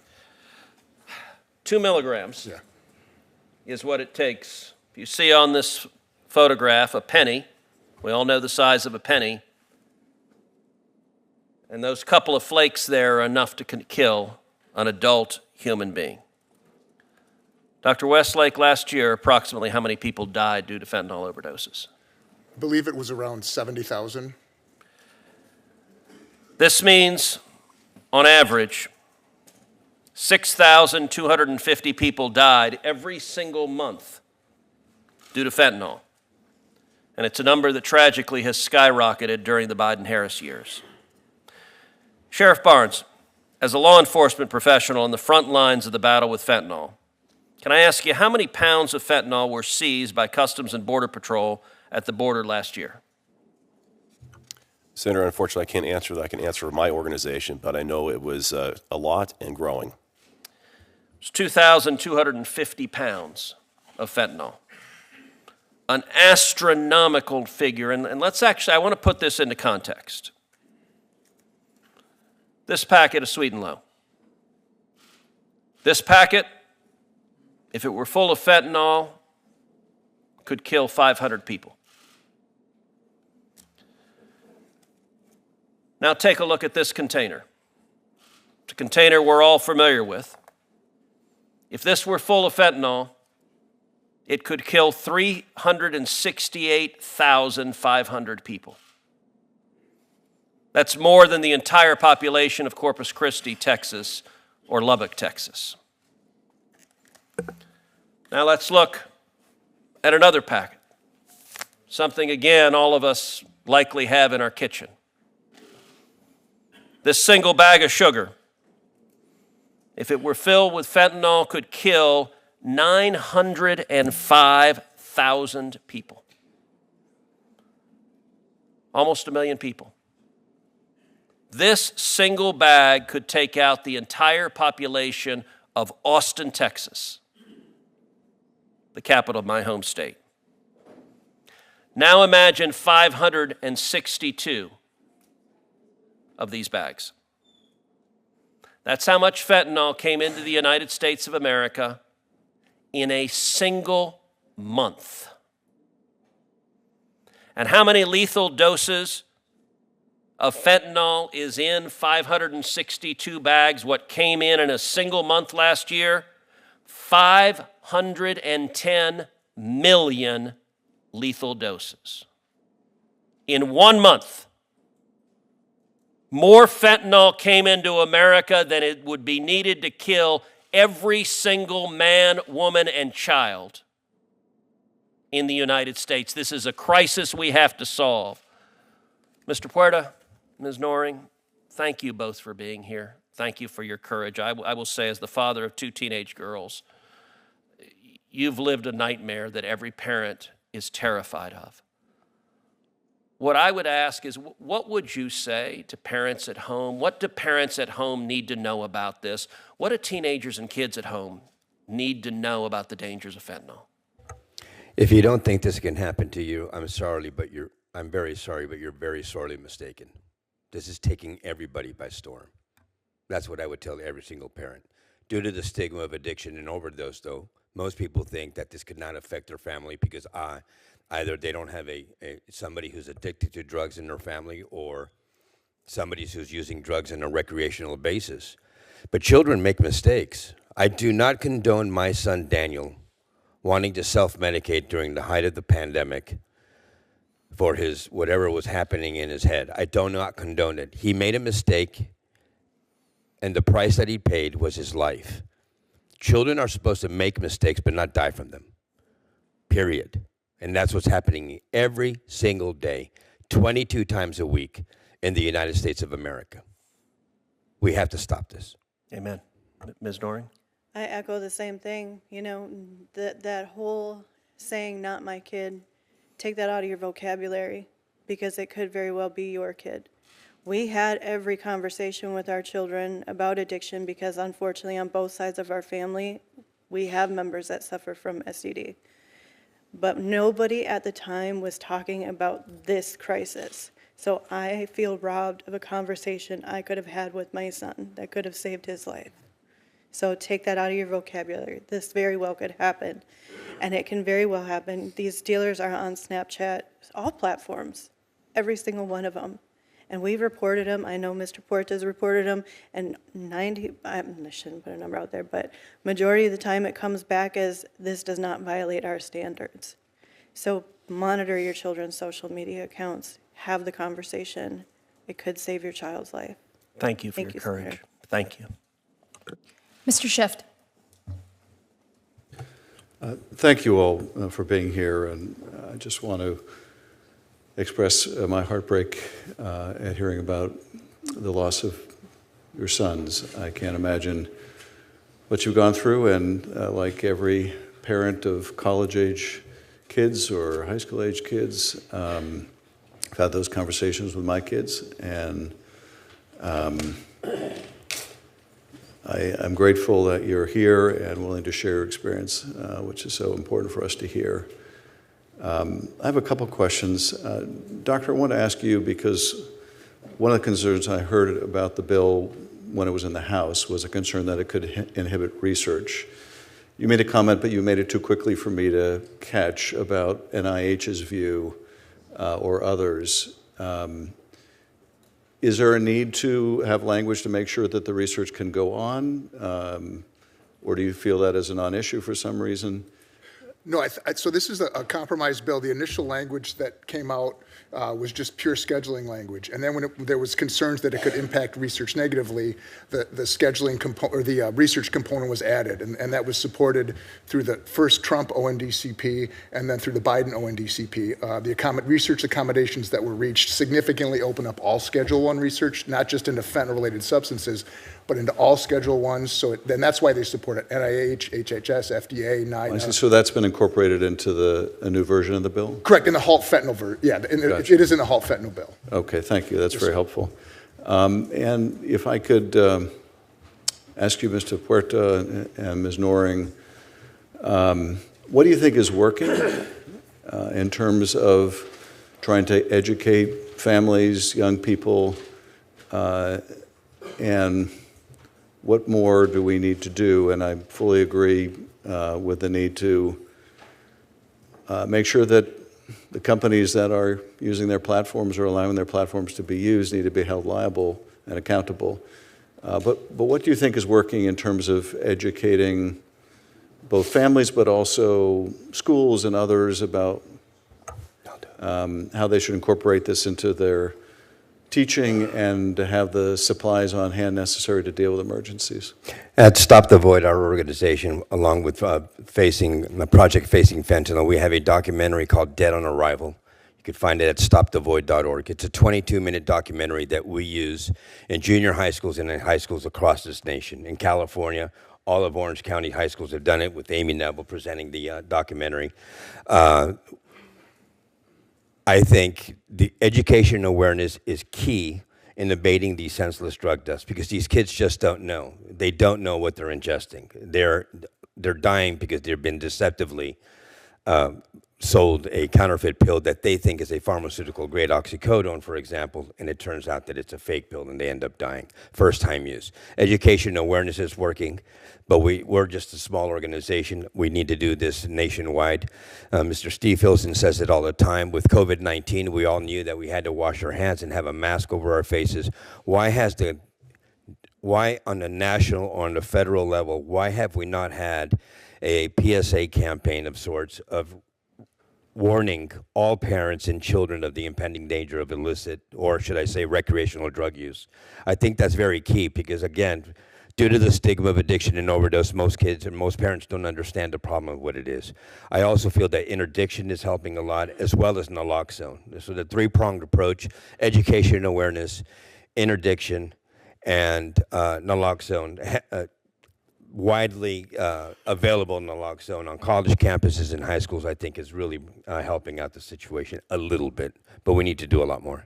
Thank you. Ms. Norris? I agree. The education and awareness piece is huge, but we face roadblocks all the time with schools that don't want us to come into their schools because they feel that we may basically, in a sense, give kids the idea that it's okay to go do these drugs. And it's so ridiculous. We've shown Dead on Arrival. I'm a former member of Void. So we do that oftentimes. We also show the Come Back Home film that the Alexander Neville Foundation produced, which is told from the youth preventative side of things. And I think when you hear from the youth directly on this crisis, that is so impactful. We also pride ourselves on going out into the community, doing community events, bringing the community together, doing naloxone trainings, getting that information out there, really reducing the stigma of this crisis, because I say poisoning while so many say overdose. You will never hear me say that my son overdosed, because my son was poisoned. I know that if my son knew that that pill was going to take his life, he would have never have taken it. Like Senator Klobuchar said, all of my hopes and dreams for him and his future are gone. But not only that, his dreams erased in the blink of an eye. So, and I mirror your sentiment. Our government really needs to step up and start taking the handle on this, because we're just parents out there. We're spending a lot of money out of our pockets. Most of us don't qualify for public grants or anything like that. Why don't we have the campaign? Kids are dying. You would think that that would be a priority. And yet it's us out there doing the work, and we will do it, because that means potentially a child's life is saved. Thank you both again for your testimony, and to all the parents who are here representing their children. I want to thank you for your advocacy. Really important for us to see you and to hear you, and thank you for your testimony. Yield back. Couldn't agree more. I'd like to enter into the record a letter of support from 9 organizations that represent the medical community, led by the American Society of Neurosurgeons. Their letter commends our bipartisan leadership in addressing the fentanyl epidemic and notes that the temporary schedule classification is not sustainable. They note that, quote, continually revisiting its classification creates confusion about the dangers of these substances and hampers efforts to address the crisis comprehensively, end quote. I ask unanimous consent that the entirety of their letter be entered into the record. Thank you. Thank you. Senator Hawley. Thank you, Madam Chair. Thanks to all of the witnesses for being here. Ms. Nori, Mr. Puerta, I want to particularly thank you and thank other parents who I think are in the room today. You've highlighted the true crisis that we're facing. You know, my home state of Missouri in 2022 alone, child fatalities from fentanyl doubled just in 2022. Deaths for children under the age of 5 increased by more than 500% in my state, and fentanyl is our leading cause of death now in the state of Missouri. So the fates that your families have endured are being replicated all over my state as well. And that's really a wake-up call, I think, for this body to do something. And we absolutely do need to seal the border against those who would traffic illicit drugs into this country, and we need to prosecute those who are doing it. But I want to zero in on something that you both talked about, and you in particular, Ms. Noring, where your own children and your child was exposed to these illegal drugs, namely Snapchat and the social media platforms. You said a second ago that you have repeatedly reported drug dealers and other illicit posts on social media platforms using the platform's own reporting rules. And I think what you said is that most of the time, the vast majority of the time, the answer you get back is, well, this is a valid account or they otherwise can't do anything. Did I hear that correctly, Ms. Noring? That is correct, Senator Hawley. So here you're trying to follow the rules that these companies have set up. They say, oh, well, we'll deal with the problem if you just report it. You and other parents, and I see parents behind you who are nodding, you're out there reporting. They're not doing anything. And I noticed that you also, I've read your written testimony, you had a meeting with Snapchat executives. I think you were there for that too, Mr. Porter, in the spring of 2021. That's correct. And they told you, just walk us through that, Ms. Noring, if you would. You reported to them what was going on their own platform, and they told you what exactly? The first 3 things out of their mouth was, we had no idea this was happening on our platform. You can't sue us because we're protected under Section 230. And as parents, you should have been monitoring your children better. My son was 19 when he died. Number one, how do you monitor an adult? Number two, how do you monitor a child on an app in which the whole allure to these kids is the fact that the messages disappear? And that was something that I brought up to their attention, and they really had no response. They don't care. They don't care, and I think it's interesting they pointed out to you that you can't sue them. What do you think one of the reasons is that they don't really change? I mean, here you are, you're meeting with them, you're reporting these incidents, you're reporting this illicit activity on their platform. They're not doing anything about it. I mean, do you speculate, do you have a guess as to why they don't really ever change their behavior? There's no incentive to. And even with the in-app reporting feature, that was something that they pointed out to us, like we should have known that this existed. We had no idea that existed, but I can tell you in the weeks and the months and the years after my son passed, multiple teens in our town reported the dealers that allegedly harmed my son. And all that would happen is they would take down the account. These dealers would go and get a new burner phone, set up a new account. Snapchat told us they had IP blockers and Wi-Fi blockers to recognize the devices. These dealers are buying burner phones. They're going to, I don't know, your coffee shop, your school, you're going to the library and setting up a new account. Our dealers in my community laughed at Snapchat. They're like, haha, they tried to bamboozle us. We're back, baby. Seriously. I want to just highlight what you just said, because I think I want everybody who's watching this, and I want every member of this committee and every member of the Senate to understand what you just said, which is that the social media platforms don't change because they don't have any incentive, which is a very polite way of saying there's no hammer on these people. They do whatever they want to do because they know nobody can effectively hold them accountable. And they really let the mask slip when you two walked into their offices and told them that they had participated in the killing of your children, because that's what happened. They made money off of it effectively because they're making billions of dollars on their social media platforms. They're killing our kids. They're exposing them to all kinds of ungodly material, and they won't do anything about it because we can't hold them accountable. And I just want to say to members of this body, that has got to change. It is time to give parents the right to sue these platforms. No company in America has the liability shield that these companies have. They can do whatever they want to our kids, and we can't do anything about it. And I say that as the father of 3 young children. I'm terrified of what my kids might find on social media for the reasons that you've given today. But as a parent, I can't do a thing about it if these companies decide to exploit my children. And it is time for that to change. And we know how to change it. The way to change it is give the parents in this country the right to get into court. Open the courthouse doors and allow them to sue these companies. It's time. And until this body takes that action, I just have to say almost nothing else we do is really serious. You can try to fine them, they don't care. You can change the rules on reporting, they'll evade it. You can slap them on the wrist, they won't do anything. Until plaintiffs can get into court, nothing will change. And so I will introduce legislation, this Congress, to allow parents, to allow you to go to court and sue these companies. And I call on every member of this committee and every member of this body to support this effort to get justice for your children. Thank you for being here today. Thank you, Madam Chair. Senator Padilla. Thank you, Madam Chair. Colleagues, I so much appreciate the opportunity to focus on this crisis today with one caveat. I think it's a little disappointing to continue to stick to an inaccurate narrative that the fentanyl crisis in America is primarily an immigration problem. The fentanyl crisis in America is a health crisis. It is a public safety crisis. And as we've heard from testimonials today, it's a life and death crisis.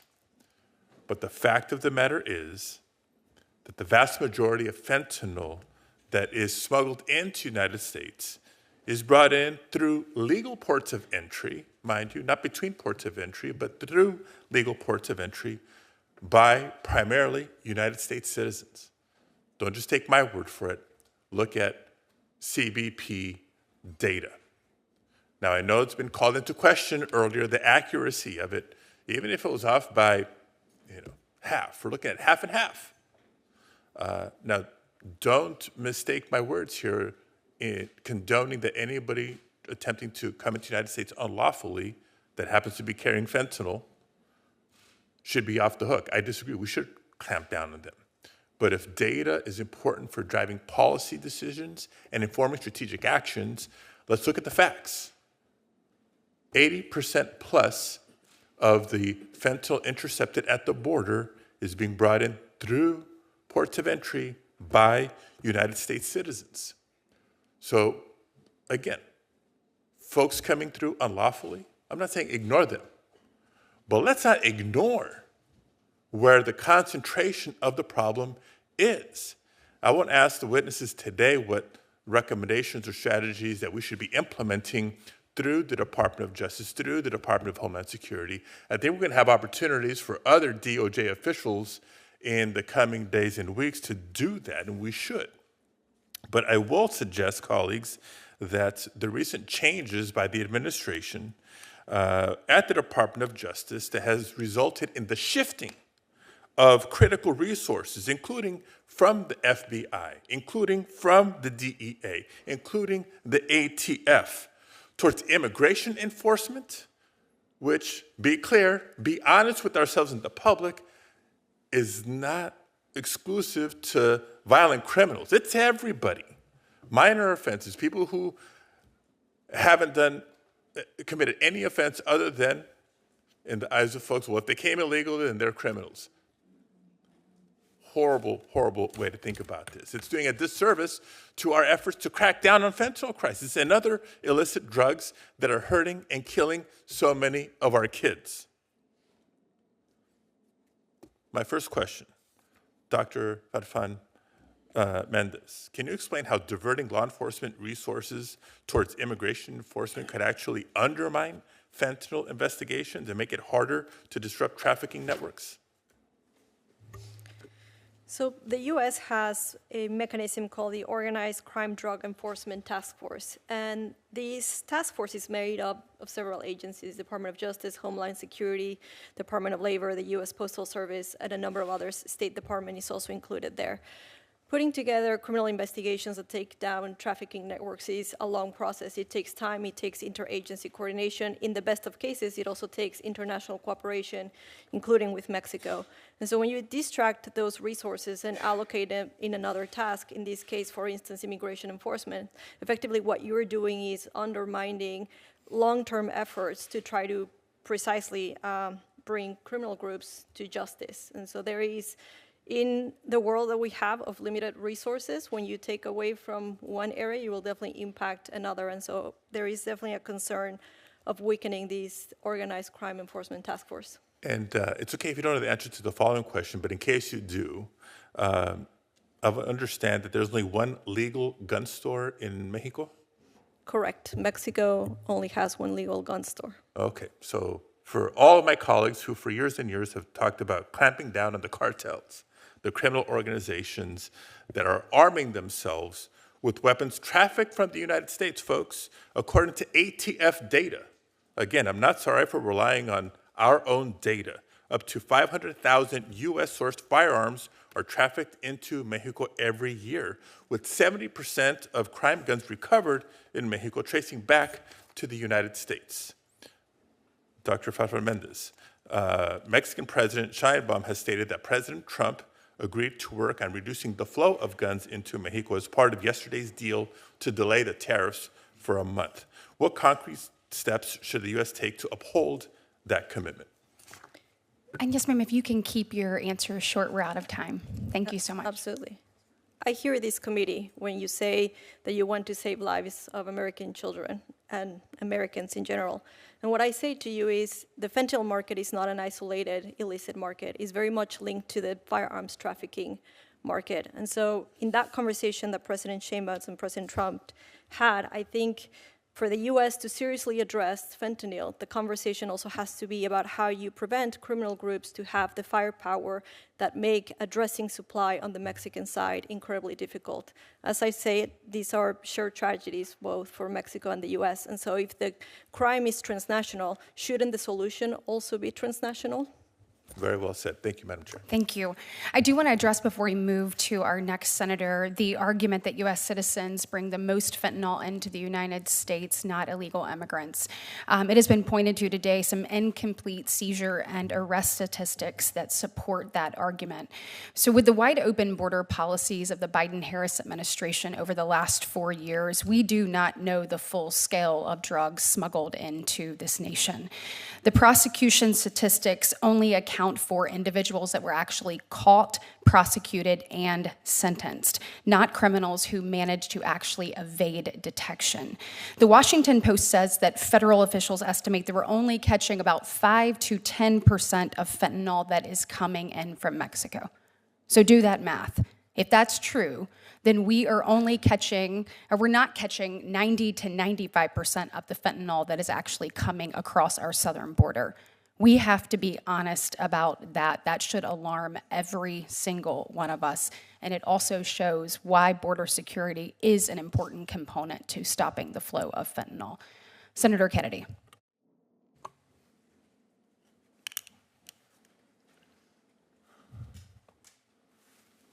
Dr. Farfan, the president of Mexico until 2024 was President Lopez Obrador. Is that right? And he ran for president with respect to the cartels on the slogan, hugs, not bullets. Is that right? Well, no, he did not run on his campaign Yes, he with that did. slogan. Yes, he did. Now, his hand-picked successor is President Steinbaum. Is that correct? Sheinbaum. Is that correct? Gloria Sheinbaum. Right. Am I right? Yes. Okay. I love the people of Mexico, and the people of Mexico are good friends. But isn't a big part of the problem that President Lopez Obrador and now President Sheinbaum, thank you for correcting me, by the way, live in the right front pocket of the Mexican drug cartels? I disagree with that statement. I thought you might. You want more task forces. Dr. Westlake, this represents 400 grams of fentanyl. Kill every person in Providence, Rhode Island. If you're a dealer and you get caught with this, you get 10 years minimum.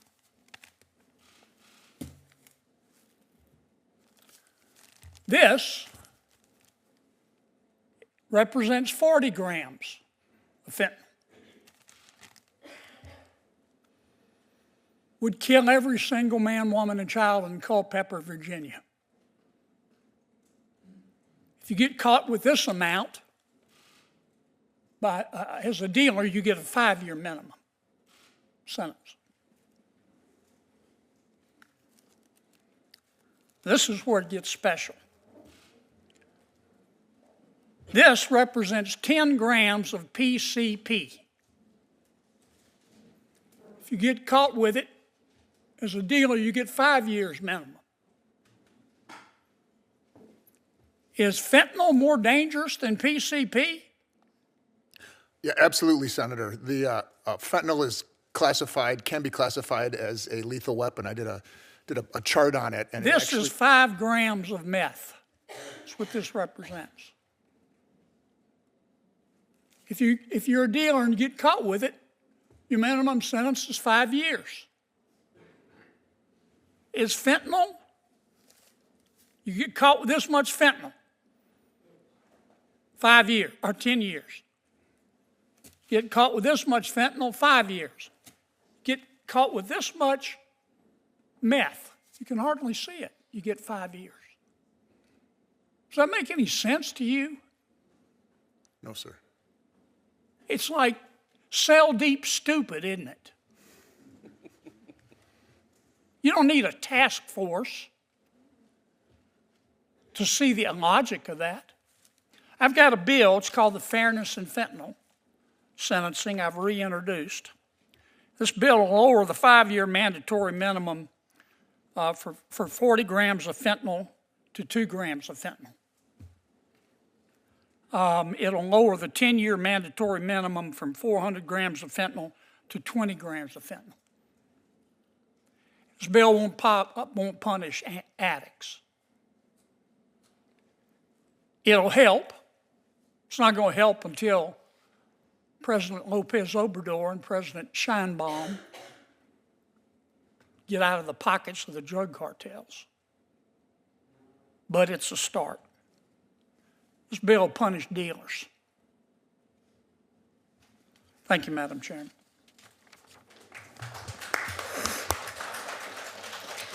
Senator Whitehouse.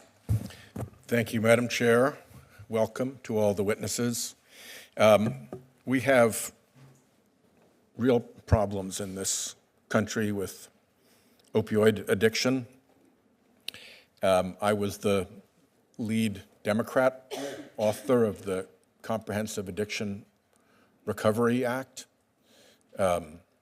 which both changed the nature of the response to this with a lot more emphasis on recovery and prevention, and also opened up significant funding that has flowed through to states to help the groups that are helping people through their addiction and through their recovery. At this point, as best I can tell, the Trump funding freeze is blocking dollars that would otherwise be flowing to treatment and recovery groups around the country.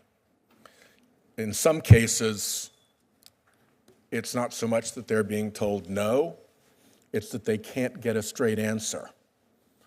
And the confusion could well be just a deliberate fog to obscure the freeze. The lawsuits that are proceeding will help clarify that. But in the meantime, I think it's notable when we're dealing here with this issue to understand that the Trump administration has unilaterally frozen funds that flow through to this problem. Our community health centers in Rhode Island are seeing funds similarly either blocked or fogged so that they can't get an answer that the funds are cleared. And it's through community health centers that a lot of people get their treatment as they deal with addiction and recovery issues. So I hope that we can get this freeze issue resolved now that 2 courts have found that it is illegal. In the same way that the Trump administration doesn't seem to respect the power of the purse and Congress, it is not clear that they respect the power of the courts to decide what the law is. So we will have to see, but we are clearly outside of constitutional bounds at this point, and people who count on addiction and recovery services are in the target hairs of this. We have agreed, I think, as a committee, and we've done some pretty good work together as a committee, Republicans and Democrats alike, to try to put pressure on drug sales that come via the internet and through social media. So it's disturbing to me that President Trump pardoned an individual who ran a drug-selling dark web site. He also had some murder for hire accusations, just to add a little bit of color to what a decent person he was. I think the place where we can make the most progress, as Ranking Member Durbin mentioned earlier, is with Section 230. I applaud the litigation that is going forward. I applaud the lawyers who've been able to negotiate the various hurdles that Congress has erected to the American system of justice having its role in dealing with these deaths and with these tragedies. I think there's bipartisan support for repealing Section 230. I am on for that, and I think the sooner we do that, the better we are. It is simply wrong for these enormously powerful social media entities to have rights to do harm to Americans without accountability that no other entity shares. So they've blown any excuse to maintain that privileged position with their behavior, in my view. So let's go for 230. And with respect to enforcement, reassigning FBI, DOJ, and DEA agents off this task, I don't think is a good idea. We'll find out more about how many were reassigned. Cutting FinCEN dollars, I think, is a big mistake. And I'll close with a question to Dr. Farfan. It's been my experience as a prosecutor for many years that we put a lot of attention into interdicting distribution networks for drugs. By comparison, we put a very small effort into interdicting the financial return of that money, the hiding of that money in international accounts and international dark money banking and covert other systems. What more should we be doing to get after the financing of these cartels? And is the gun traffic back to them part of the payment to them for the drugs that we try to interdict coming in? And we are out of time, so if you can keep your response brief, thank you. Well, customarily, as long as the question is asked before the clock runs out, the witness gets to answer it.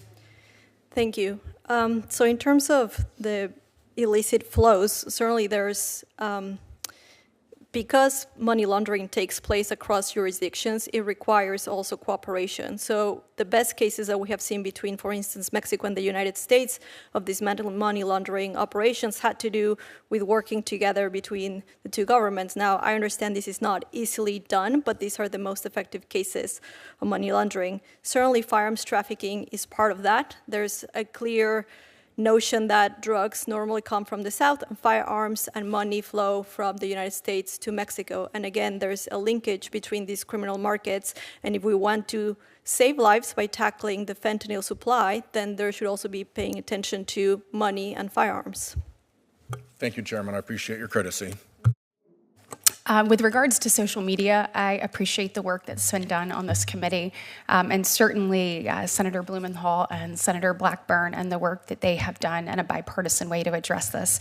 As a mom of a 14 and a 15-year-old who knows that Snapchat is used to tell people which color uniform they're supposed to wear that day, or they use it to figure out where friends are going to meet.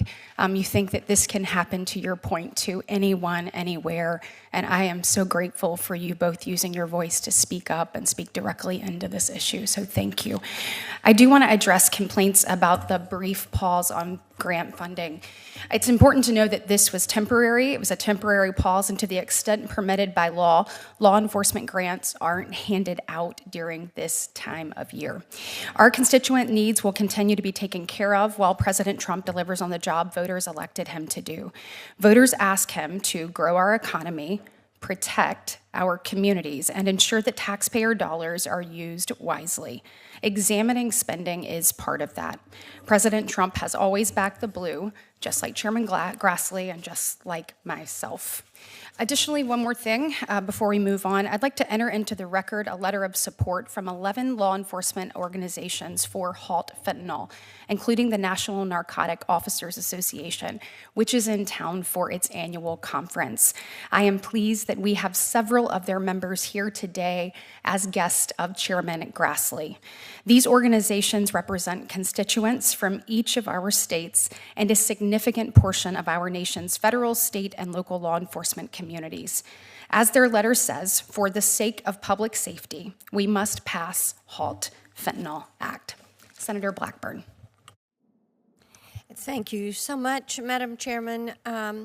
Mr. Puerto, I am so sorry for your loss. I noted that you said your son had an ADHD diagnosis, and I was looking at figures last week from our TennCare, which is our Medicaid program in Tennessee, And there are over 400,000 children in our state of 7 million people that have an ADHD diagnosis. I know that we have so many times seen kids that to deal with the pain would try to get something, and my heart breaks for you. And I hope we take a deeper dive, and that if confirmed, that Robert F. Kennedy will take a deeper dive into how we medicate children and work on these issues. And thank you for the good work that you were doing. Ms. Noring, thank you for your support of COSA.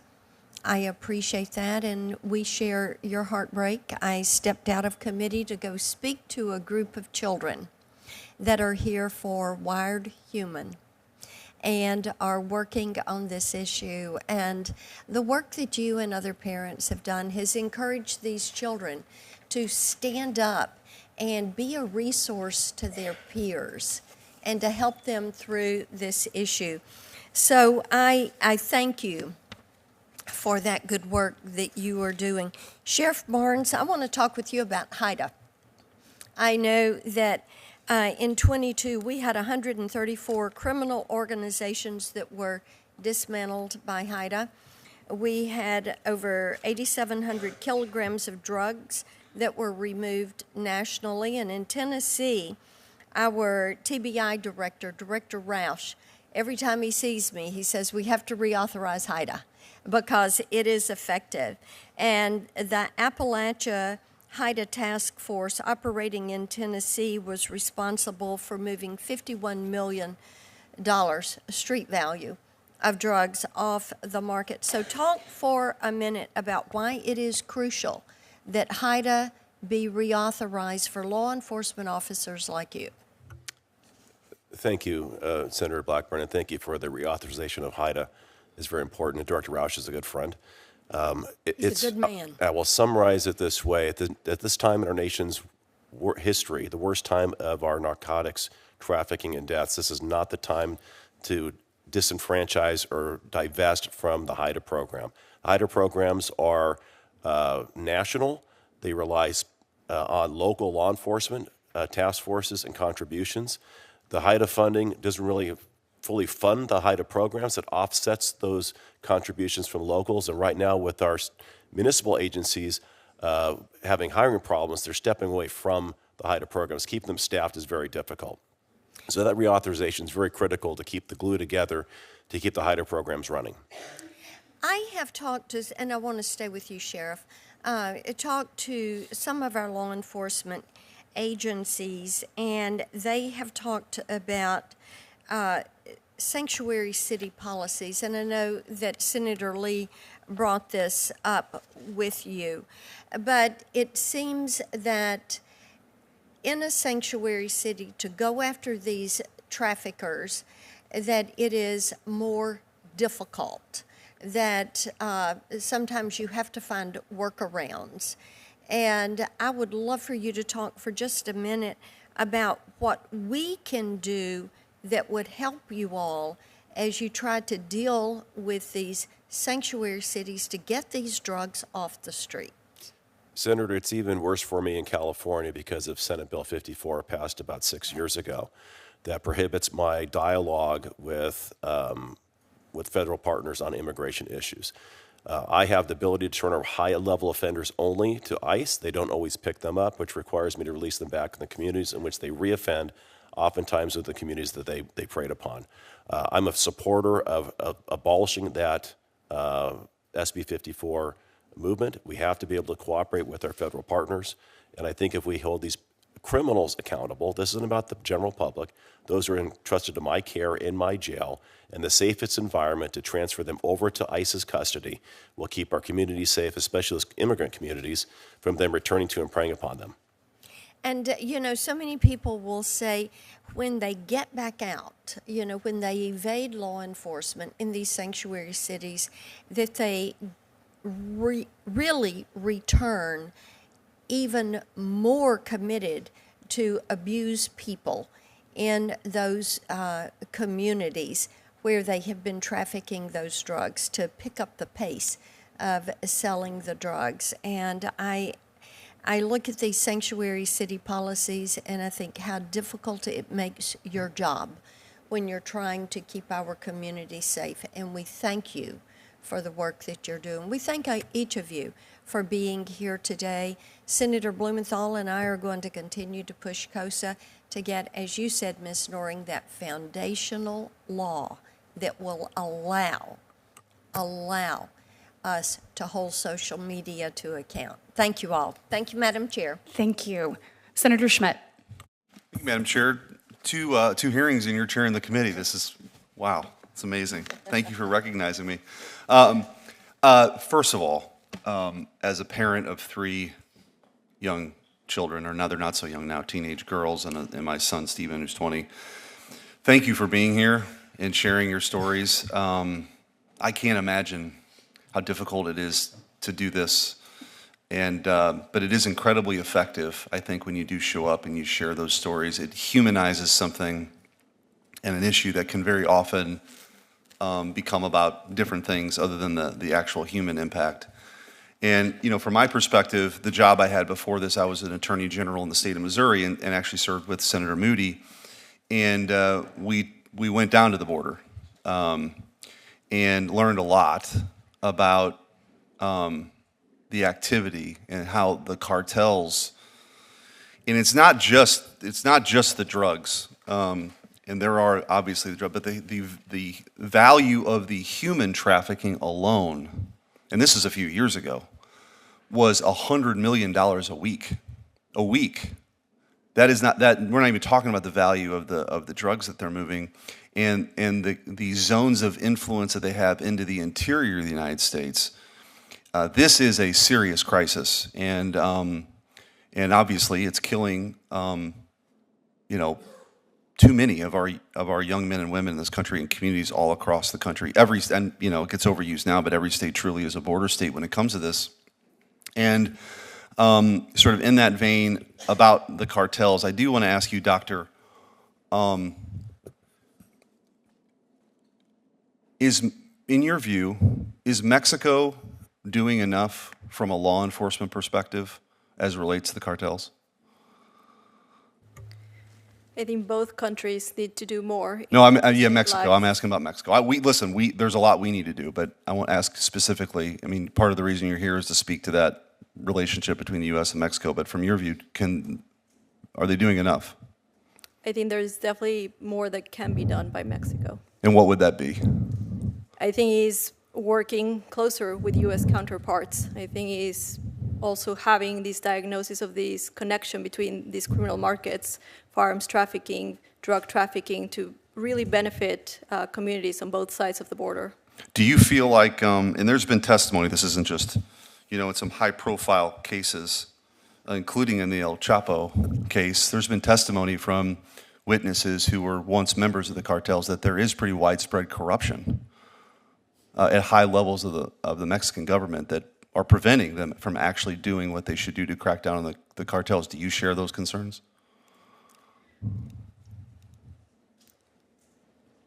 I would not necessarily align myself with the testimony of potentially a criminal witness from a case like that. I understand there are concerns about corruption within Mexico, and I understand there's questions about needing to address that. Having said that, I think general accusations about corruption of the entire government, those are not necessarily productive for good U.S.-Mexico engagement. Well, I guess what I'm getting at is that there are people, and I get the complexities of some testimony, but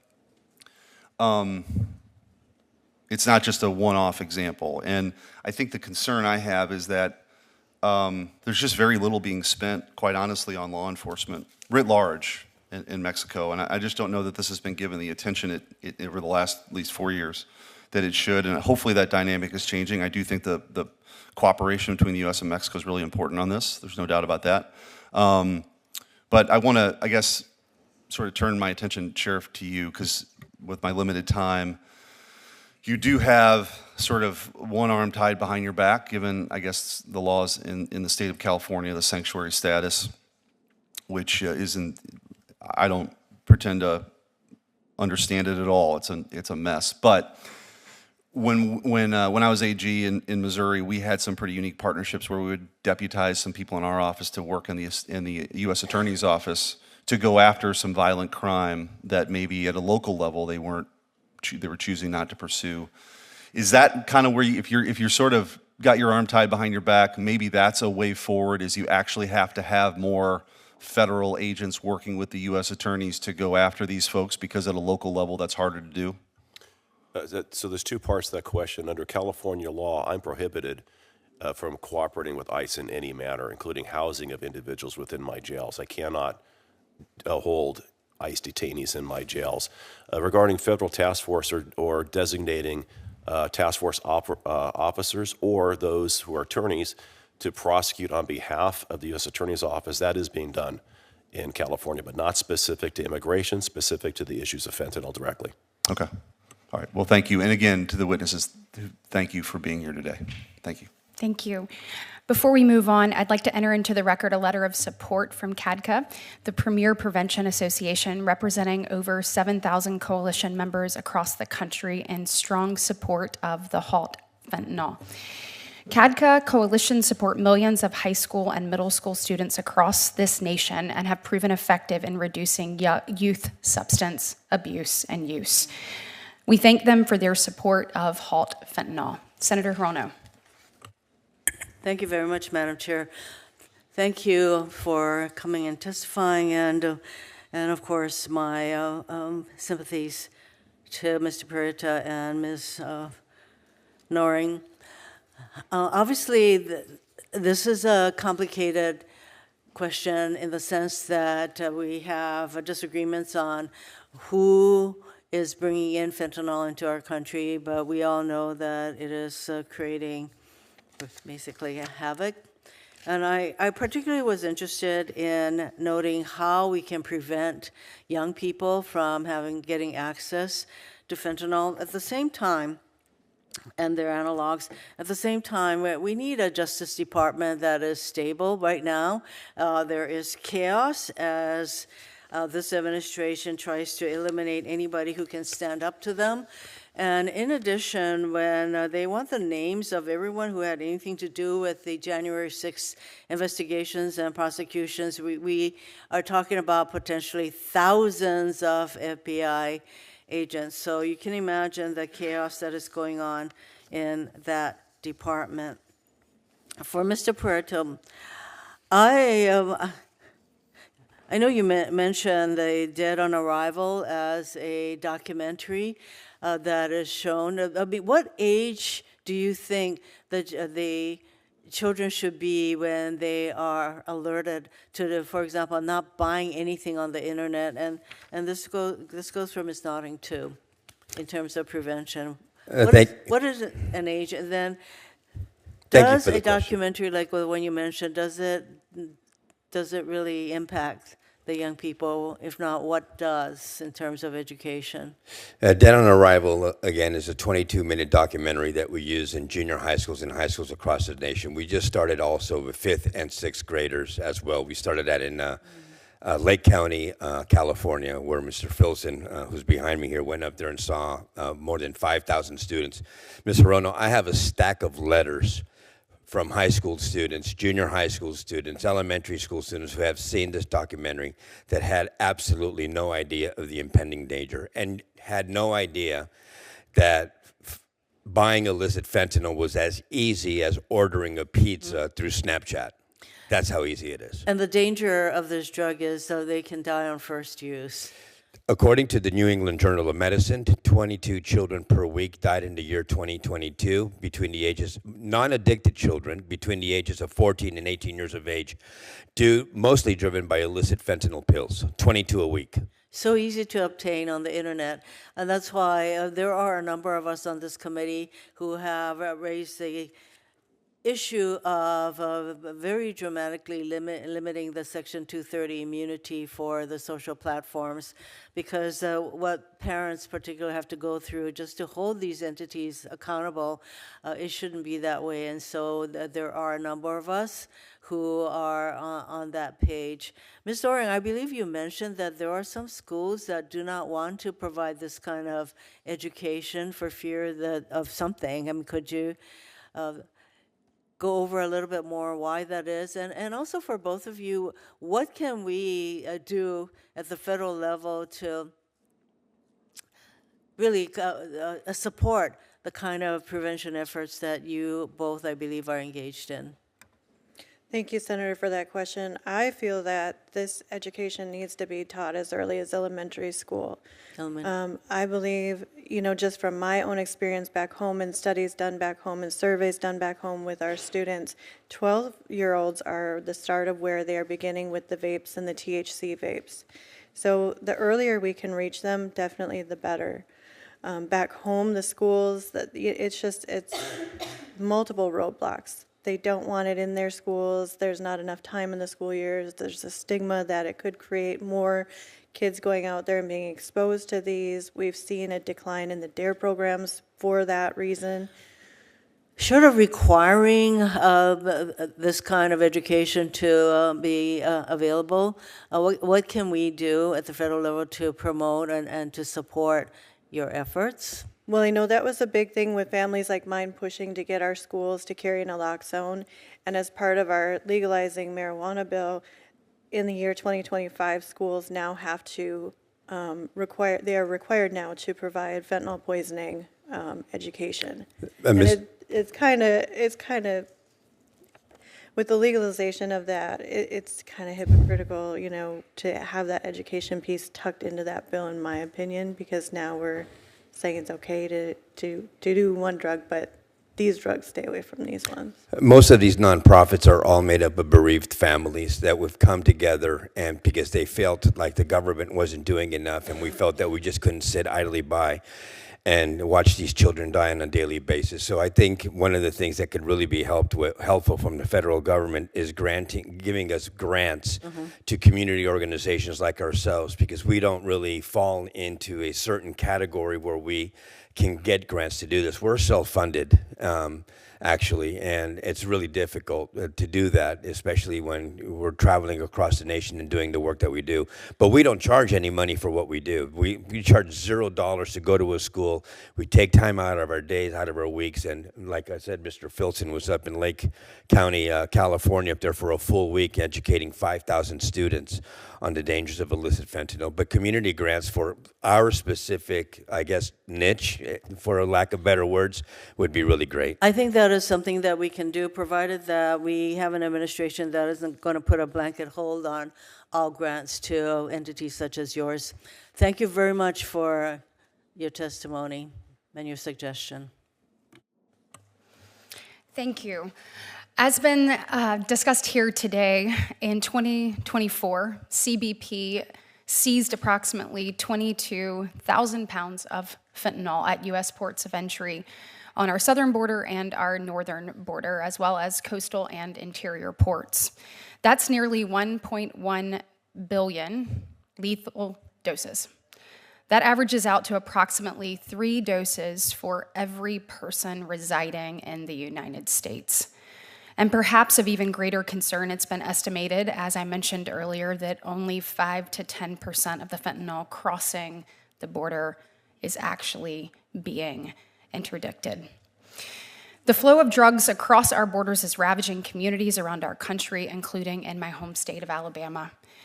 In 2023, an annual report of the Alabama Opioid Overdose and Addiction Council discussed the alarming increase in fentanyl-related overdose deaths and poisonings in Alabama between 2018 and 2022.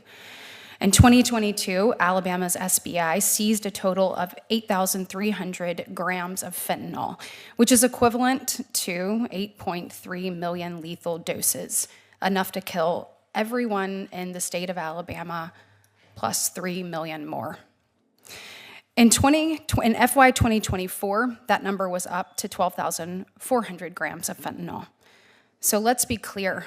These numbers increasing actually represent more devastated families and more deaths.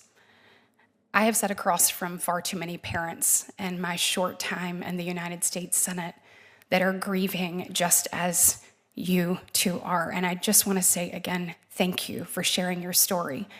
I'm going to have our team clip your testimony, put it together so that we can help begin that PSA. You are changing lives. You're here today not only to see change in law, but to make sure that we save lives and that no one else has to go through what you did. So thank you for sharing your story. And I can promise you with every ounce of me, we're going to do everything possible to elevate it, to ask parents to watch your testimony today, to ask parents to listen to what you are saying so that they do not have to go through the unthinkable that you have. And we are just so grateful for your willingness to be here. What I'd like to know, Sheriff Barnes, you have testified regarding this issue before, but can you tell us from your perspective of a local law enforcement officer why you think the federal government needs a more effective strategy in place than we've seen over the last 4 years at our southern border in particular, and what elements of the strategy should look like, and how Congress can work with the president to actually implement these types of things moving forward?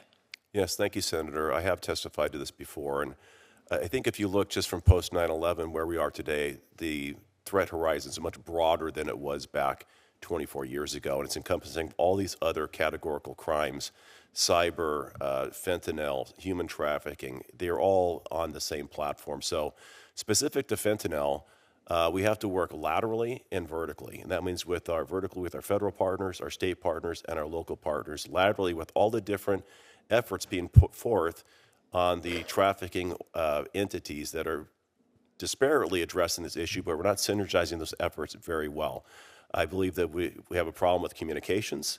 Okay. If we're going to do a great offense, we have to communicate with our federal partners at the border, find out where their efforts are, how we can pivot around those to get the end around from the cartels, and most importantly right now, be aware of probably the maritime issues we'll undoubtedly face going forward because of the closure at the border. They will pivot around on the waterways.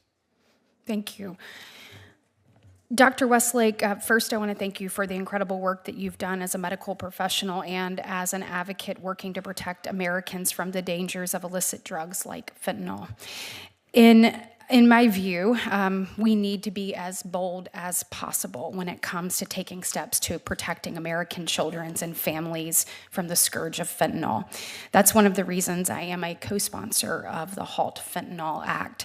Given your work on the issue, can you comment on the impact that FRS class scheduling has had on the enforcement landscape over the last several years, and if there are any myths about class scheduling that you would like to dispel? Thanks for the question, Senator Britt. Yeah, so the myths that were there were initially that there would be people that were incarcerated from it, unduly incarcerated. It's already proven through the GA report and since then that people aren't being incarcerated for it for the same reason that people aren't dying from it. Is because it doesn't exist. And that's what it does. This is, I don't envy the job that you have up here on the dais of addressing one of the things you address is the illicit fentanyl scourge. But one thing that's the lowest hanging fruit you can address is just permanently scheduling fentanyl-related substances. There's no impact on criminal justice that's negative. It saves people's lives. It's a proven strategy. It's a win. It's bipartisan. 70 votes in the House last session, probably more this session. So I encourage that to happen. Thank you. And thank you all for your time today. I am going to recognize Senator Moody. And also, this is the fastest rise to the top ever. You will be chairing this committee as I go to vote. And it is appropriate because this has been one of my priorities as Attorney General, and I am honored to be here today among all of you. If you are a family member who has lost a loved one or a law enforcement official who has stood by that family and worked with someone who has lost a loved one, will you stand up? I just wanted this hearing to reflect the power of Americans coming together under such tragic loss to get something done. Thank you so much. This was thank you, Katie Britt. This was one of my priorities as Attorney General, but not because I was the Attorney General. It was because I worked alongside so many people who had lost loved ones, law enforcement. I am a mother of a teenager. I am the wife of a law enforcement officer. This is the #1 killer of working and fighting age Americans, period. So we have a lot to deal with, a lot on our plates as leaders in this nation. This is the #1 killer of working and fighting age Americans right now. It has been. And if I sound upset about the fact that we have not moved faster on this, that is justified. I want to commend Chairman Grassley, who called this hearing. The last 4 years, this committee has not held one hearing on fentanyl.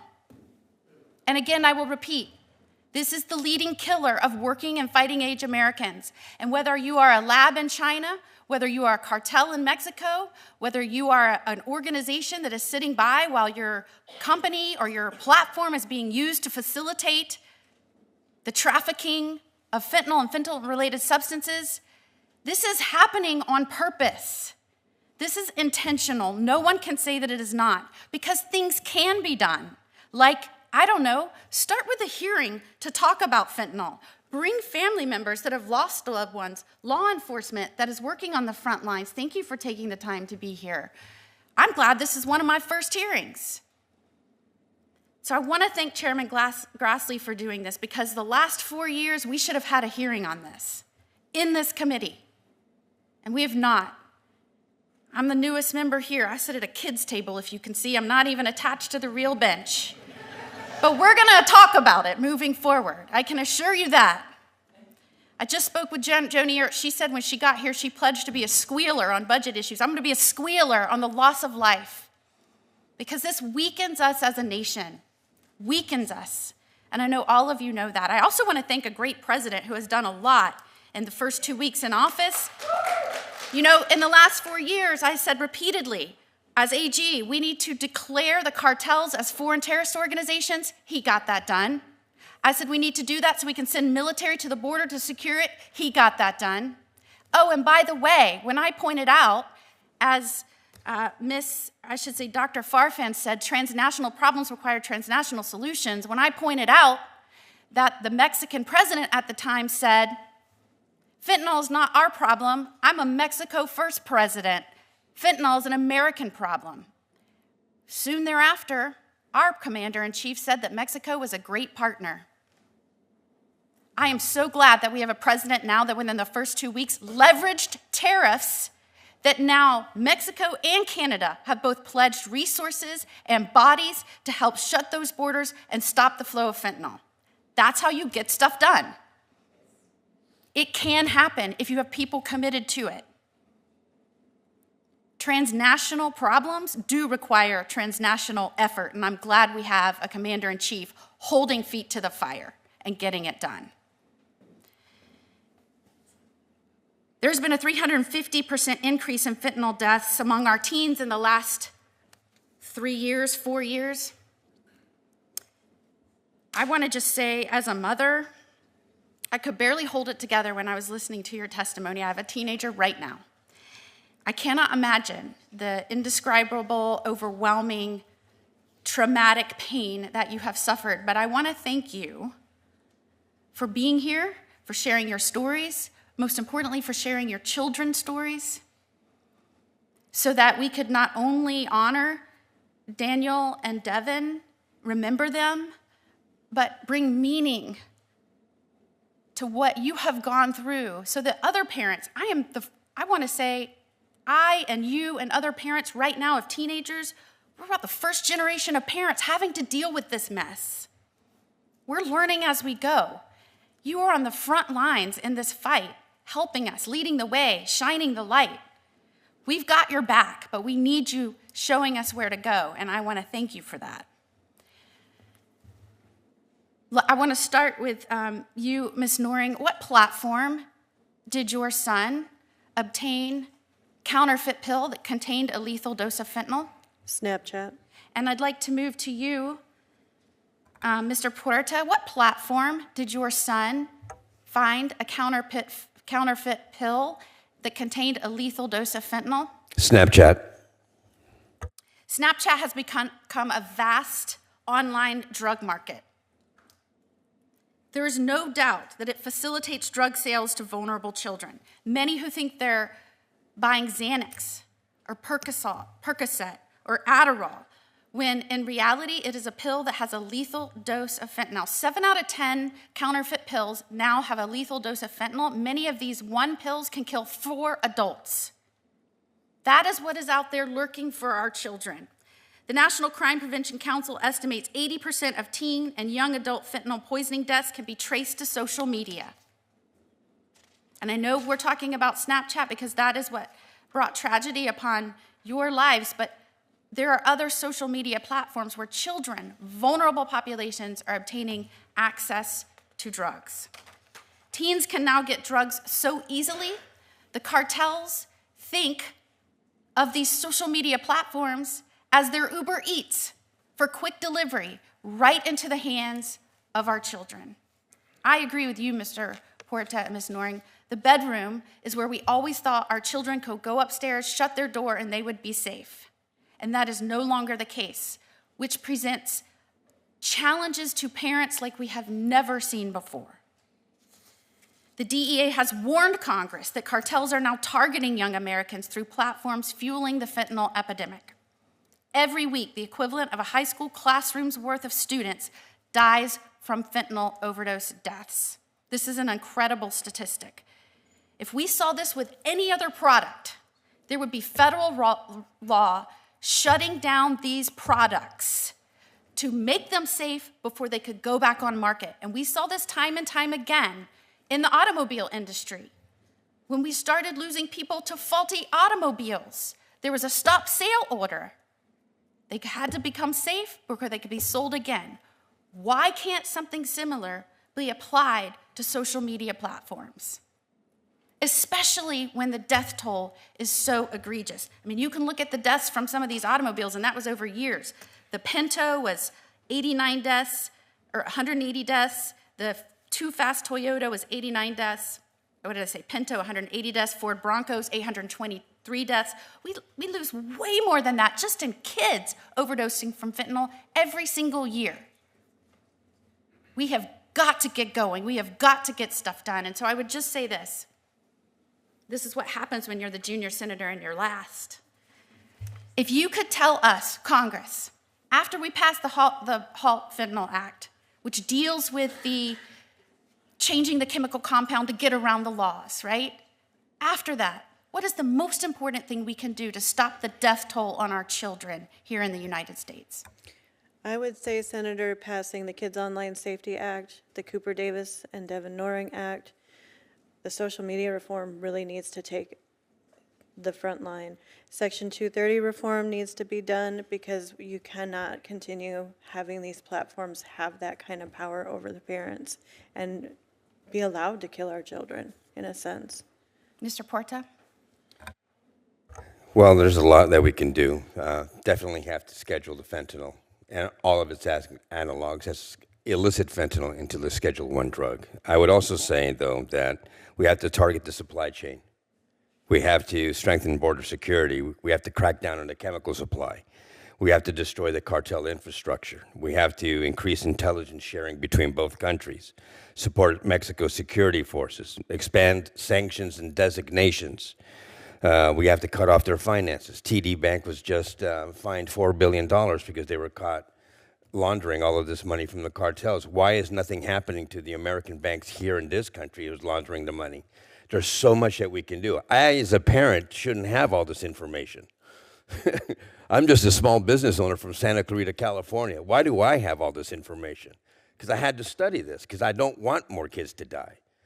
We have to go after these we have to go after the launderers. We have to go after, target corrupt officials on both sides of the aisle. Not on the aisle, but in Mexico and here in the United States. We have to seize assets. We have to also reduce the demand for drugs here in the United States. There are a lot of people who are addicted to drugs here in the United States, and we have nothing for them. Nothing. We have Medi-Cal, maybe they'll give them 30-day rehabilitation, and then you're out on your own. We got to get them help as well. We have to expand addiction and treatment and recovery. We have to increase penalties for distributors. We have to hold Mexico accountable, pressure the Mexican government to do more, obviously. We have to leverage trade and diplomatic tools. Military intervention as a last resort. Mr. Trump, Donald Trump, our president, just designated them as all criminal cartels as FTOs, as a foreign terrorist organization. I think that's wonderful. I think that's needed. But we have the same problem here in the United States as well. So I think that it has to be bilateral, it has to be bipartisan, and there's a lot that needs to be done. If not, more kids are going to die. But definitely the first and most important aspect of this is getting this scheduled as a Scheduled 1. We have to do it, because if not, more kids are going to continue dying. Thank you for being here. Thank you. Thank you for your advising us, and Devin and Daniel certainly will be remembered in this committee, and you've made sure of that. Thank you so much. At this time, I get the honor of recognizing Senator Tillis. Well, what a rise. You're already chair. So they tell me. I think that what we just heard is really the mood of Congress in general. Ms. Farfan, first to the, I've spoken with too many families who are suffering through what you've suffered through. We have to change things. Ms. Farfan, I was here for the opening testimony, and you wanted to focus on the southern migration of weapons. I believe that's a serious concern, but you said something that concerned me, and it had to do with the will of the Mexican government. See, and I want you to, first I should say, I do believe that we have to hold the social media platforms accountable, but make no mistake about it, these thugs that run the cartels will find another way to get this poison here. If we don't dampen, if we don't do things that reduce the demand, and if we don't disrupt the supply, it'll just be a different way for the snakes to get this poison into our country. So we need to be smart and not high five if we do something with 230 that gets it off social media platforms. These disgusting murderers and poisoners will find a way. So we have to look at this like a multivariable equation and maybe come up with some solutions. But see, I want your perspective on this. I feel like the cartels in Mexico are reaching an almost co-equal branch of government in Mexico. I can't reconcile your opening statement with the reality that today the plazas on the northern border of Mexico are run by the cartels. The people trying to cross the border pay a fee. They're making more money off of human trafficking than they are drug smuggling. The Sinaloa cartels have what they call the Sinaloa Air Force, who come and drop fentanyl and ultralights and go back home. The Mexican government does not have control over the situation. There are precursors coming into Mexican ports, and they are being transferred to cartels who are manufacturing methamphetamine and fentanyl at scale and finding ways to get it into this country. Not in many cases with American citizens being the mules coming across the border. I get that. Certainly more American citizens responsible for the distribution to these children and adults of all ages who are dying. So it's interesting to me that President Trump was criticized for putting a potential tariff on Mexico. Everybody said it was going to be horrible, it was going to kill the economy. The only thing that it did over the course of a few days is prompt the now current president of Mexico to deploy 10,000 troops to the border. Well, if there's no problem, if there's no problem with them being an equal partner to the difficulties we have at the border, why would they do that? Because they're just afraid of a tariff, or are they recognizing that we're shedding light on a situation at the southern border that they have simply not made a priority? Why would they do that? Well, I cannot speak on behalf of the Mexican government. I do not Well, let me work. just back up then, because you're a smart person. I just absolutely reject out of hand that this is, we've got to deal with the illicit trade and guns going across the border. I agree with that. In fact, I got in trouble with some gun advocates, Second Amendment advocacy groups, because I agree that we got to fix that problem. But and maybe just for the record, you can suggest to me why you think Mexico has done everything they have to play their part in preventing this poison from being manufactured. China, in plain sight, is sending precursors. The Mexican, whoever's running the ports and who are allowing supply chains to occur, are allowing it to occur at scale. And over 100,000 people are dying every year in this country, many of them as a result of fentanyl or opioids. More people die in North Carolina as a result of overdoses for fentanyl or opioids than people die on our highways. Most of this, most reasonable people, unless for the purposes of CUFERS, you can send me evidence that Mexico needs to wake up and be a partner and a friend to our South and address this as the problem that it is, and it's happening in plain sight among the Mexican authorities and among the cartels who have organized the plazas at the northern border, and they are running it. There is no way that Mexico sends 10,000 troops to their northern border if they don't think they've got a problem that President Trump has illuminated. Thank you all for being here today, but please understand that some of the things you've asked for are all just steps in the right direction, but this is far more complicated than any one thing we can do, and I look forward to continuing to engage with you. Thank you. Thank you, Senator Tillis. Senator Graham. Thank you very much. Sheriff Barnes, you've been involved in this space for quite a while, right? How would you describe the role of China in the fentanyl problem America faces? China is the first domino that tips in contributing to the fentanyl crisis. They are the contributor of the vast majority of the precursor chemicals, and if we deal with that, that would be the first great first step in dealing with it. When they say they're not, they're lying, right? I would say they're not being truthful, yes. Yeah, I would say they're lying. So there's a 10% tariff on China. One of the things that President Trump would like to accomplish is to protect our country from fentanyl poisoning. Sheriff Barnes, what you say the DEA echoes. Without China, this couldn't happen. China is an essential ingredient in the poisoning of America by fentanyl. To the Chinese Communist Party, you either change or there will be consequences coming from the Trump administration and the Congress.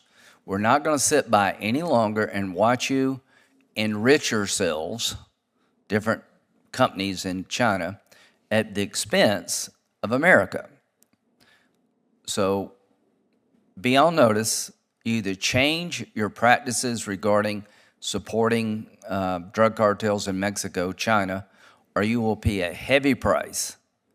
And that's not too much to ask. Do you agree, Sheriff Barnes? I do, Senator. Doctor, how do you say your last name, ma'am? Farfan. Okay. Do you think the drug cartels should be foreign terrorist organizations under U.S. law? I'm going to comment on the impact that this could have on U.S.-Mexico security. No, I didn't ask that. I just said, do you think they're deserving of the designation? I believe it would really hinder the notion of shared responsibility that Well, is that's the not a question. cornerstone I mean, of U.S.-Mexico security cooperation. I think they've earned it 1,000 times over. And to our friends in Mexico, we want to work with you, but we're not going to sit on the sidelines any longer and watch drug labs right below the southern border manufacture out in the opening fentanyl and other drugs to kill Americans.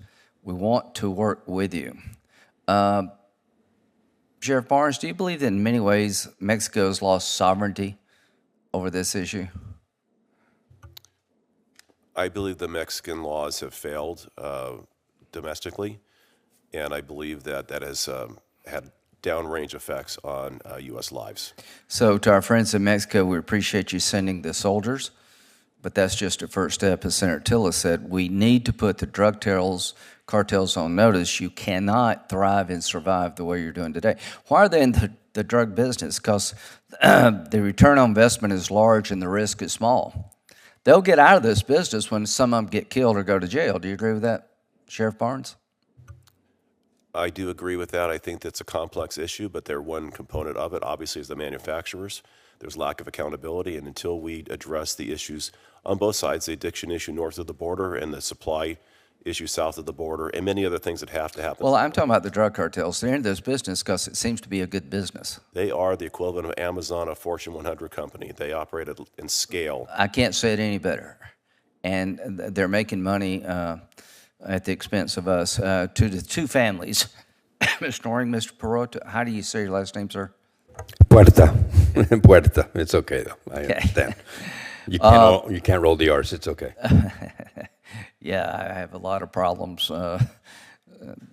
speaking at times, but I don't have any problem understanding what you're telling me.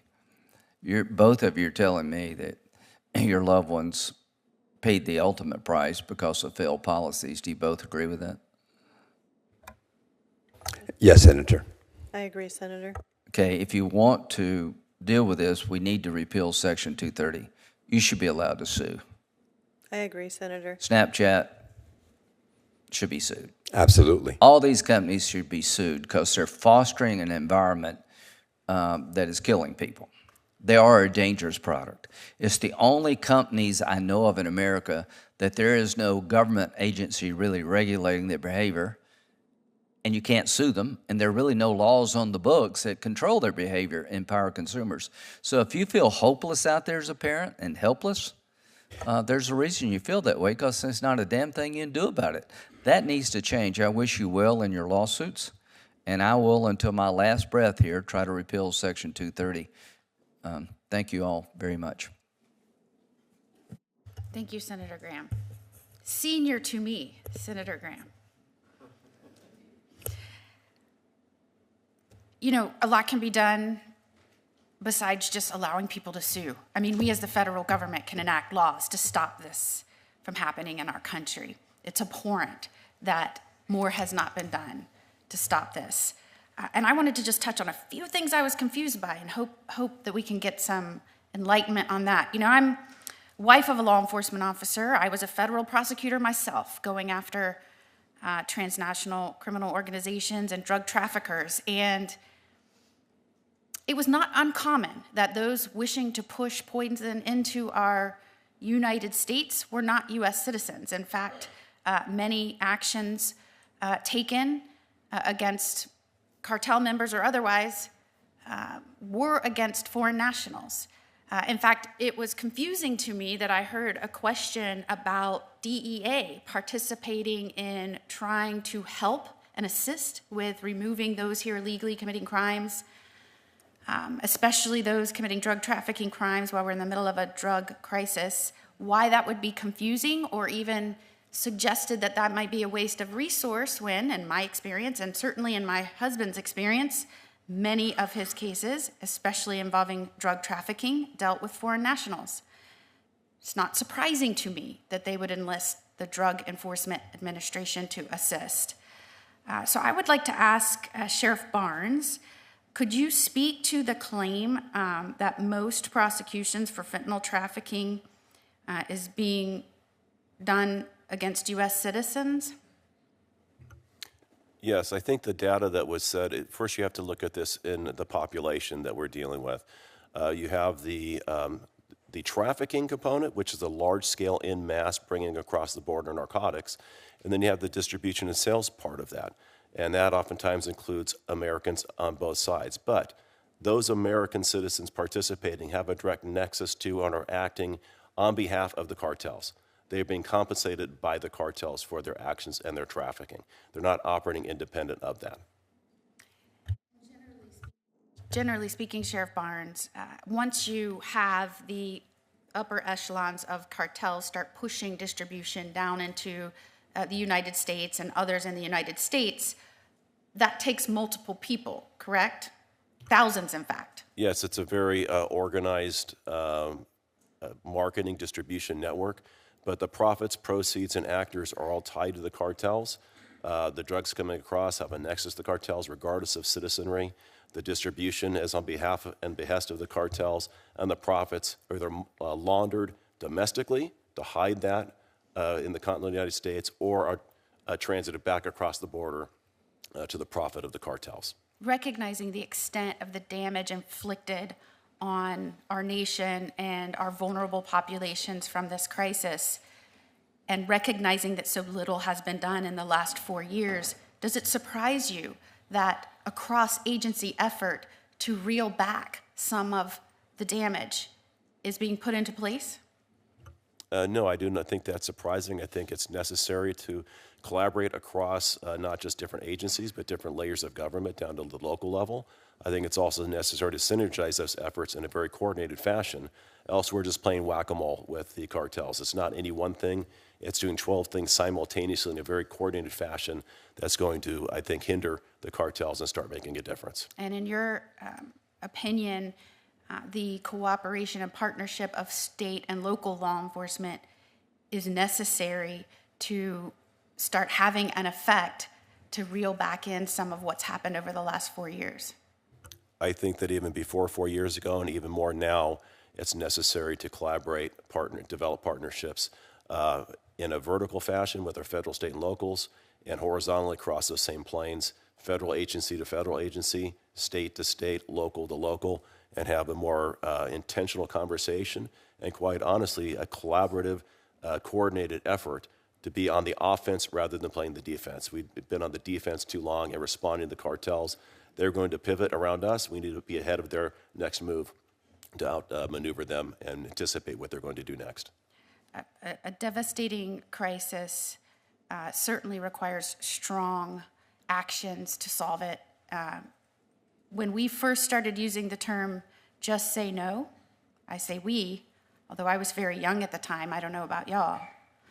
I was very young. When Nancy Reagan first said "just say no," we were in a crisis of overdose deaths in our nation. We lost a little over 3,000 nationwide a year. We now lose 110,000 Americans every year. And I think it's important when we use the word crisis over and over so that we don't become immune to that and that we recognize the magnitude of what we are dealing with, that we remember what we used to frame as a crisis is now a national travesty. And if anyone says that this hasn't kneecapped the strength of our nation, they do not know what they are talking about. And so I want to thank again Chairman Grassley for calling this hearing. Again, just to put it in perspective, we're in the 119th Congress. This is our first non-nomination hearing in this committee, and it was on fentanyl, the #1 killer of working and fighting age Americans. You were a part of this. This is a big deal moving forward. And hopefully the energy that not just our witnesses today brought, but the energy of everyone in this room, especially those that stood up and have felt this for so long and have directed that passion and that emotion towards change and progress. The 119th Congress hears you, we see you, and I'm going to be a squealer to make sure that they take action and move forward. So we appreciate you being here today. We appreciate all the witnesses for being here today. I used to be a judge before I went into this crazy, chaotic world of politics. I'm feeling back at home. The meeting is adjourned. Thank you so much.